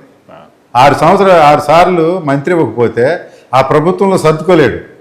ప్రభుత్వ పెద్దలతో వీరికి సఖ్యత లేదు. ఎందుకంటే వీరి లాంగ్వేజే బాగోదు. బయటకు వచ్చిన తర్వాత ఎట్లయినా మాట్లాడతారు ప్రభుత్వ పెద్దల్ని. ఈగో, ఈయన బూర్జువా, సార్వభౌమాధికారం. వీరికి మీకు ఎన్టీ రామారావు గారి కంటే ఎక్కువ ఈగో ఉంది. వారంటే సెల్ఫ్ మేడ్ మ్యాన్. ఈయన కాంపెన్సేషన్ కింద టికెట్ తెచ్చుకున్నాను ఆయనే చెబుతాడు, నా తండ్రి వీరయ్య చౌదరి గారి టికెట్ నాకు ఇచ్చారని. ఇంక నీలాగా నేను రాలేదు, నేను స్వయం ప్రతిపత్తితో టికెట్ తెచ్చుకున్నా. రాంబాబు గారి తమ్ముడని నాకు టికెట్ ఇవ్వలేదు. నేను కింద మీద పడి మంచి కార్యక్రమాలు చేయడం ద్వారా తెచ్చుకున్నాను. నీకు సరైన స్కాన్ ప్రభుత్వం నుంచి జరగలేదు కనుక అన్నీ వస్తాయి. ఎక్కడ పోతాయండి? ఆన్ రికార్డ్ అండి, ఎక్కడికి పోవు, మొత్తం బయటకు వస్తాయి. చట్టాలకు పదును పెట్టాల్సిన అవసరం ఉంది. చట్టాలకు పదును పెట్టాలంటే ఒక్కోసారి పెన్సిళ్ళు పెన్నులు సరిపోవు, చాకులు అవసరం అవుతాయి. చాకుతోనే చట్టాన్ని బయటకు తీయాల్సి వస్తుంది ఆ రోజుల ముందు. సార్ మీ మీద 15 కేసులు పెట్టారు, మీ ప్రాపర్టీస్ మీద ఏదో రకంగా ఇబ్బంది పెట్టాలని చూస్తూ ఉన్నారు. కార్యకర్తల మీద కూడా బాగా ఎక్కువగా అటాక్స్, కేసులు జరుగుతున్నట్టున్నాయి. మరి ఎలా కాపాడుకుంటారు? కార్యకర్తల మనోధైర్యాన్ని ఎలా కాపాడుతారు? నేను సాక్షి నుండి ధూళిపాల నరేంద్ర గారికి కృతజ్ఞతలు కూడా చెప్పాలని కోరుకోండి నాకు ఉంది. ఎందుకంటే పొన్నూరులో క్యాడర్ చూడండి, అరెస్ట్ చేయడానికి వస్తే మహిళలు అడ్డం పెట్టిపోతున్నారు. మహిళా కార్యకర్తలు ఎంత డెవలప్ అయ్యారు చూడండి, క్యాడర్ ఎంత డెవలప్ అయింది చూడండి. నేను గ్రామాధ్యక్షులు ప్రోటోకాల్ కూడా కాదు, అసలు కార్యకర్తలు రాటు తెలిపారు ఈ కార్యక్రమాలతోటి. ఈ 15 రోజులు మొక్కజొన్న ఉద్యమం వారికి కరెక్ట్ అనిపించింది. అంటే ఇంటికాడోళ్ళు కూడా వెళ్తుంటే మంచి కార్యక్రమానికి వెళ్తున్నావు, కష్టపడమని కార్యకర్తని వెన్నుదన్నుగా ఇంటికాడోళ్ళు నిలబడి పంపిస్తున్నారు. కనుక పొన్నూరులో బ్రహ్మాండమైన క్యాడర్ను పుట్టించుకోగలిగాను ఈ ఉద్యమాల ద్వారా. కమ్యూనిజం సూత్రం అండి, ఘర్షణలో నుంచే పోరాటంలో నుంచే నాయకుడు పుడతాడనేది. దాంట్లో నుంచే కార్యకర్తలు పుడితే నాయకుడు పుడతాడు. నేను నాయకుడు అవ్వాలంటే కార్యకర్తలు ఎదగాలి. పొన్నూరు నియోజకవర్గంలో ధూళిపాల నరేంద్ర నియంతృత్వానికి వ్యతిరేకంగా జరుగుతున్నటువంటి అణచివేతలో నుంచి పుడుతున్న వైఎస్ఆర్ కాంగ్రెస్ పార్టీ కార్యకర్త రాష్ట్రంలోనే వైఎస్ఆర్ కాంగ్రెస్ పార్టీకి ఆదర్శంగా తయారు చేయడానికి సిద్ధంగా ఉన్నానని మీకు తెలియజేస్తాను. సార్, వైఎస్ఆర్ కాంగ్రెస్ పార్టీ అధికారం కోల్పోయి 2 సంవత్సరాలు అయింది. కనీసం సోషల్ మీడియాలో కూడా పోస్ట్ పెడితే కేసులు పెట్టి జైలుకి పంపిస్తున్నటువంటి పరిస్థితులు ఉన్నాయి. ఇలాంటి పరిస్థితుల్లో కేడర్లో స్పిరిట్ ఎలా ఉంది? నిలబడతారనిపిస్తుందా? ఇంకొక 3 ఏళ్ళు పోరాటానికి చేయడానికి సిద్ధంగా ఉన్నారా, లేకపోతే వదిలేసి వెళ్ళిపోదాం పార్టీ అన్నటువంటి పరిస్థితిలో ఉన్నారా? ఇప్పుడు 2 సంవత్సరాల తర్వాత మొక్కజొన్న ఉద్యమం మీరు చూశారు. మరి రాష్ట్రాన్ని ఎంతో కొంత ప్రభావితం వైబ్రేట్ చేసిన సమస్యని అందరు మీడియా వాళ్ళు ఒప్పుకుంటున్నారు. సరే, మీరంటే వైఎస్ఆర్ కాంగ్రెస్ పార్టీ అధ్యక్షులకు చెందిన మీడియా అనుకోవచ్చు, అన్ని న్యూట్రల్ మీడియా కూడా చూపిస్తూ ఉంది. 2 సంవత్సరాల తర్వాత వైఎస్ఆర్ కాంగ్రెస్ పార్టీకి పొన్నూరులో ఉద్యమం ఉంది కనుక బలపడినట్టు మీకు కనిపిస్తూ ఉన్నప్పుడు రాబోయే రోజులు ఉద్యమాలు చేసుకోవటం ద్వారా మనం బలపడతాం. అన్ని నియోజకవర్గాలు ఉంటుందండి, is not a special. Ponnuru నియోజకవర్గంలో దీంట్లో నాకు ఈ ఉద్యమాల్లో కొద్దిగా మంచి పేరు వస్తున్నమాట వాస్తవం. కారణం ఏంటంటే అండి, నా అదృష్టం కొద్దీ 6 సార్లు గెలిచిన ఎమ్మెల్యే నాకు దొరికాడు. అతన్ని నేను ఉద్యమం చేయడం ద్వారా ఎక్కువ అణిచివేత ఉండే చోట కష్టపడుతుంది. అదే ఫస్ట్ టైం అనుకోండి, నాకు వాళ్ళకి తేడా ఉండదు. సో అన్ని నియోజకవర్గాల్లో సైలెంట్ ఓటు ఉంటుంది. దీంట్లో నేను ఒకటే నమ్ముతున్నానండి, ధూళిపాల నరేంద్ర అనేటువంటి వ్యక్తి 7 సార్లు నిలబడిన వ్యక్తి ఆఖరిలో నేను పోయి ఏమీ చేయకోకుండా జగన్మోహన్ రెడ్డి గారు టికెట్ ఇచ్చేశారు, నేను 4 రూపాయలు ఖర్చు పెట్టేసుకుంటాను, టక్టక్ గెలిచేస్తాను నేను నమ్మను. ఫ్లూక్ ఎప్పుడైనా జరగవచ్చు, 2019లో జరిగింది. అంటే 99% జగన్మోహన్ రెడ్డి గారి ఇమేజీ శక్తి ఉన్నప్పుడు కొన్ని నియోజకవర్గాలు ఆటోమేటిక్గా గెలుస్తాయి. నేను అది నమ్మడం లేదంటే నా సిద్ధాంతం అది కాదు. ఇది జగన్మోహన్ రెడ్డి గారు గెలుస్తారు టికెట్ అని వారి చేత అనిపించాలని క్యాడర్ని తయారు చేయాలనేది నా ఇది. అందువల్ల దినదిన ప్రవర్ధమానంగా క్యాడర్ ఎదుగుతుంది, కేసులు తట్టుకునే నిలబడుతుంది. ఇప్పుడు పొన్నూరు నియోజకవర్గంలో కూడా సోషల్ మీడియా మీద కేసులు పెట్టారు, అరెస్టులు చేశారు. అక్కడెక్కడో పులివెందుల్లో నుంచి ఒక ముద్దాయిని తీసుకొచ్చి పొన్నూరు స్టేషన్లో పెట్టారు సోషల్ మీడియాలో, నా మీద కేసులు పెట్టారు. కాలువనన్నానని, కాలువలో పొంగిందన్నారని, రాజధాని నీరు పొంగిందన్నారని మీడియా మీద కేసులు పెట్టారు. నాకు అప్పుడప్పుడు మీ మీద కూడా ఒక కేసు పెడితే కానీ నన్ను బాగా చూపెట్టరు, ఉద్యమాలు బాగా చూపెట్టరు. అందువల్ల మాకు అక్కడ లోకల్గా ఉండే సాక్షి వాళ్ళ మీద కూడా అప్పుడప్పుడు బెదిరింపులు వస్తాయి కాబట్టి వాళ్ళు ఇంకా పట్టించుకున్నారు. బెదిరింపు, కక్షాదింపు వచ్చినప్పుడే మనం నిలబడగలుగుతాం. ఆర్థిక నష్టాలు లేకుంటే ఏ నష్టాలున్నా, లీగల్గా పోరాటాలున్నా ఈ అంబటి మురళీకృష్ణ వ్యక్తిత్వం తిరిగిపోయేది లేదు. త్వరలో మీరు చూస్తారు అక్కడ ఉండే పోలీస్ ఆఫీసర్ని ఎలా పనిష్మెంట్ వచ్చేటట్టు పోరాటం చేస్తారు. దాంతో పోలీస్ వ్యవస్థలో సమూలమైన మార్పులు వచ్చి ఇంకా కాలం ఎన్నికలకు దగ్గరికి వస్తున్న కొందికి యూనిఫామ్ అప్పుడప్పుడు నేను అంటే ఆఫ్ ద రికార్డ్ చెప్తున్నానండి, రాంబాబు గారు ఎమ్మెల్యేగా ఉంటే నాకు కూడా వచ్చి బూట్లు ఇప్పి సలాం కొట్టిన రోజులు ఉండేవి. ఈ వ్యవస్థలు ఏంటండి?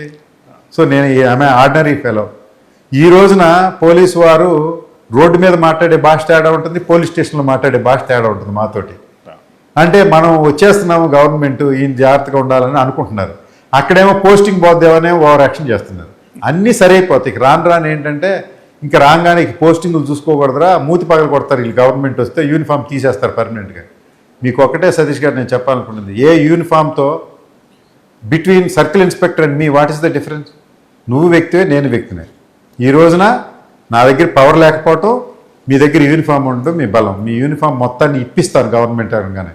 ఇక యూనిఫామ్ జీవితంలో వేసుకునే విధంగా కొంతమందినైనా శిక్షిస్తే జగన్మోహన్ రెడ్డి గారి ప్రభుత్వంలో ఇదే ఎక్సెస్ పోలీసు మనం కూడా వాడొచ్చేమో తెలియదు, ఎవరన్నా ఒక శాసనసభ్యుడు.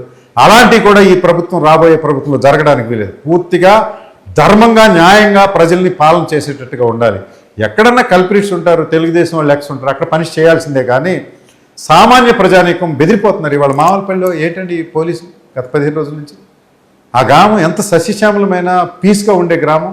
ఈరోజు తెలుగుదేశం వాళ్ళు కూడా నిన్న ఎవరో ఒక మీడియా వాళ్ళు వెళ్తే ఇది స్మూత్గా పరిష్కారం జరగాలని మా గ్రామంలో పోలీసులు ఎప్పుడు రారంటున్నారు.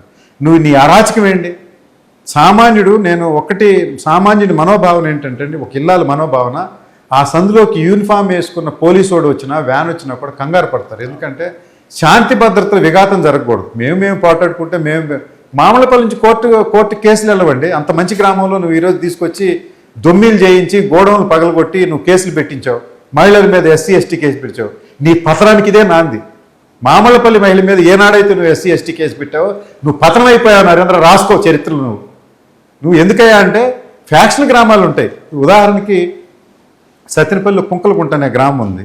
ఎప్పుడు ఏ ఫ్యాక్షన్లు మర్డర్లు జరుగుతుంటాయి. అలాంటి గ్రామాల్లో కేసులు పెట్టుకోవటం సర్వసాధారణం. కానీ పొన్నూరులో, తెనాలి డివిజన్లో ఉన్నటువంటి పొన్నూరులో ఎక్కడైతే లా అండ్ ఆర్డర్ 365 రోజు పోలీస్ ప్రమేయం లేకుండా వాళ్ళు పరిష్కరించుకునే గ్రామాల్లో నువ్వు పోలీసుల కవాతు పెట్టి వేల పోలీసులు, ఇప్పుడు మీరు చూడండి ఈ రోజు కూడా 8,000 పోలీసులు ఉండరు. ఇది ప్రజా ఉద్యమాన్ని, మొక్కజొన్న రేటును అణిచివేయడానికి ఒక స్థానిక శాసనసభ్యుడు ప్రమేయం మేరకు జరుగుతున్నటువంటి ఈ దుశ్చర్యని ప్రజలు ఎదిరిస్తారు. ఆ గ్రామమే మీకు ఉదాహరణ అండి. మీకు గ్రామంలో ఇప్పుడు మీరు పట్టణంలో అయినా కానీ ఒక సామాన్యుడిని హింసిస్తేనో, సామాన్యుడిని చంపేస్తేనో ఎక్కువ విప్లవం వస్తుంది. రౌడీని చంపితేనో, రౌడీని హింసిస్తేనో రాదు. ఇది రౌడీ గ్రామం కాదు, ఇది సామాన్యమైన గ్రామంలో నువ్వు అందున ఒక మహిళని నువ్వు హింసిస్తున్నావు కనుక ఇదే నీ పతనానికి నాంది. ధూళిపాల నరేంద్ర, రాష్ట్ర ప్రభుత్వాన్ని మరి పవర్ పోవటానికి, ఎన్నికల్లో ఓడిపోవటానికి పొన్నూరు నియోజకవర్గమే ఒక ఎగ్జాంపుల్ కూడా అయ్యే రోజులు ముందు ఉన్నాయని నాకు అనిపిస్తూ ఉంది ఈరోజు ఉద్యమ పరిస్థితి చూస్తే. వైఎస్ఆర్ కాంగ్రెస్ పార్టీ నాయకుల పైన, కార్యకర్తల మీద కొన్ని సంఘటనలు చాలా క్రూరంగా జరిగినట్టున్నాయి ఈ నియోజకవర్గంలో. ఆ మన్న గ్రామంలో జరిగినటువంటి దాడి ఏంటి, ఆ రోజు ఏం జరిగింది, ఎలా బిహేవ్ చేశారు టీడీపీ వాళ్ళు? మీరు ఇందాక ఒక ప్రశ్న అడిగారు. ఏమని అడిగారంటే ఇంకో 3 సంవత్సరాలు తట్టుకుంటారా, మరి కేసులు పెడుతున్నారు కదా క్యాడర్ మీద, మరి మీరు ఎలా నిలబడగలుగుతారన్నారు. ఉదాహరణ మీరే అడుగుతున్నారు ఇప్పుడు అదే ప్రశ్న. మన్నవ గ్రామంలో జరిగినటువంటిది సంవత్సరం అవగానే జరిగింది. విజువల్స్ ద్వారా సర్పంచ్ని ఆల్మోస్ట్ వాళ్ళు చనిపోయారు అనుకున్నారు. జగన్మోహన్ రెడ్డి గారు కూడా ఎక్స్లో పోస్ట్ చేశారు 2వ రోజున. అంటే ఈ వ్యక్తి బతికే అవకాశాలు లేవు అని అనిపించే విధంగా రాట్లు పెట్టి బుర్ర పగలగొట్టారు. ఆ వ్యక్తిని భుజాన వేసుకుని తీసుకొచ్చి వైఎస్ఆర్ కాంగ్రెస్ పార్టీ కార్పొరేట్ హాస్పిటల్లో పెట్టి ఒక పక్క వైద్యం అందటమే కాదండి, ప్యారలల్గా వారు స్థితివంతులు, వారి కుటుంబం అంతా, ఆయన యాక్సిడెంటల్లీ వాళ్ళ కుటుంబం అంతా కూడా రైతువారి కుటుంబం, దళితుడైనప్పటికీ అందరూ కూడా పెద్ద ఎంప్లాయీస్. వాళ్ళ ఆరోగ్యాన్ని వాళ్ళు చూసుకుంటే రమేష్ హాస్పిటల్ ముందే వైఎస్ఆర్ కాంగ్రెస్ పార్టీ క్యాంప్ పెట్టి, మీరు అంటున్నారే మొక్కజొన్న ఉద్యమం, అలాగే రోజుకి ప్రతి నాయకుడు అక్కడికి వచ్చారు. ఇంకా నిజం చెప్పాలంటే ఈ ఉద్యమంలో కంటే కూడా అది పెద్ద సంఘటన. ఎందుకంటే ఆ రోజు సజ్జల రామకృష్ణారెడ్డి గారు, సుబ్బారెడ్డి గారు, అయోధ్యరామిరెడ్డి గారు పార్టీ ఎంపీలు కూడా వచ్చారు. ఈ రోజు వరకు ఒక్క శాసనసభ్యుడు కూడా మరి ఇంతవరకు మనకి మామిడిపల్లి గ్రామం రాలా. So impact of the issue అంత ఉంది. ఆ రోజున మన్నవ గ్రామంలో జరిగినటువంటి సంఘటనని వైఎస్ఆర్ కాంగ్రెస్ పార్టీ భుజస్కంధాల మీద తీసుకుని దాన్ని సక్సెస్ఫుల్గా ఎదుర్కోవడం. 2, 1 తెలుగుదేశం ధూళిపాల నరేంద్ర నియంతృత్వానికి వ్యతిరేకంగా పోరాడి చేసి వారి దౌర్జన్యాన్ని ప్రపంచానికి చెప్పగలిగాం. 1 మల్లేశ్వరాన్ని బ్రతికించుకోగలిగాం. క్యాడర్కి ధైర్యాన్ని నింపడం ద్వారా ఆ రోజు నుంచి ఏర్పడుతున్న, అంచెలంచెలుగా ఏర్పడుతున్న కార్యకర్తల స్ట్రెంగ్తే ఈరోజు మొక్కజొన్న ఉద్యమంలో పనికొస్తుంది. ప్రతి సంఘటనలోనూ పార్టీ బలపడుతుంది. ధూళిపాల నరేంద్ర అరాచకాలు ఆ రోజు క్రిమినల్గా ఎదుర్కొన్నాం. ఈరోజు రైతులకు జరుగుతున్నటువంటి కొల్లగొట్టే డబ్బుని ప్రజావాళికి తెలియజేయడం ద్వారా, మొక్కజొన్న రైతులు జరుగుతున్న నష్టాన్ని ఎదిరించడం ద్వారా ప్రజల్లో మరి సానుభూతిని, రైతుల్లో సంఘీభావాన్ని పెంచుకుని గణనీయంగా వైఎస్ఆర్ కాంగ్రెస్ పార్టీ పన్నులు కనపడటానికి ప్రజా ఉద్యమాలే. ఆ రోజు అదొక ఉద్యమం, ఇదొక ఉద్యమం, ఇంకా రాబోయే రోజుల్లో ఇంకా అనేక ఉద్యమాలు ఉంటాయి. దీన్ని వెనుదిరిగే ప్రశ్నే లేదని మీకు తెలియజేస్తాను. Thank you so much sir.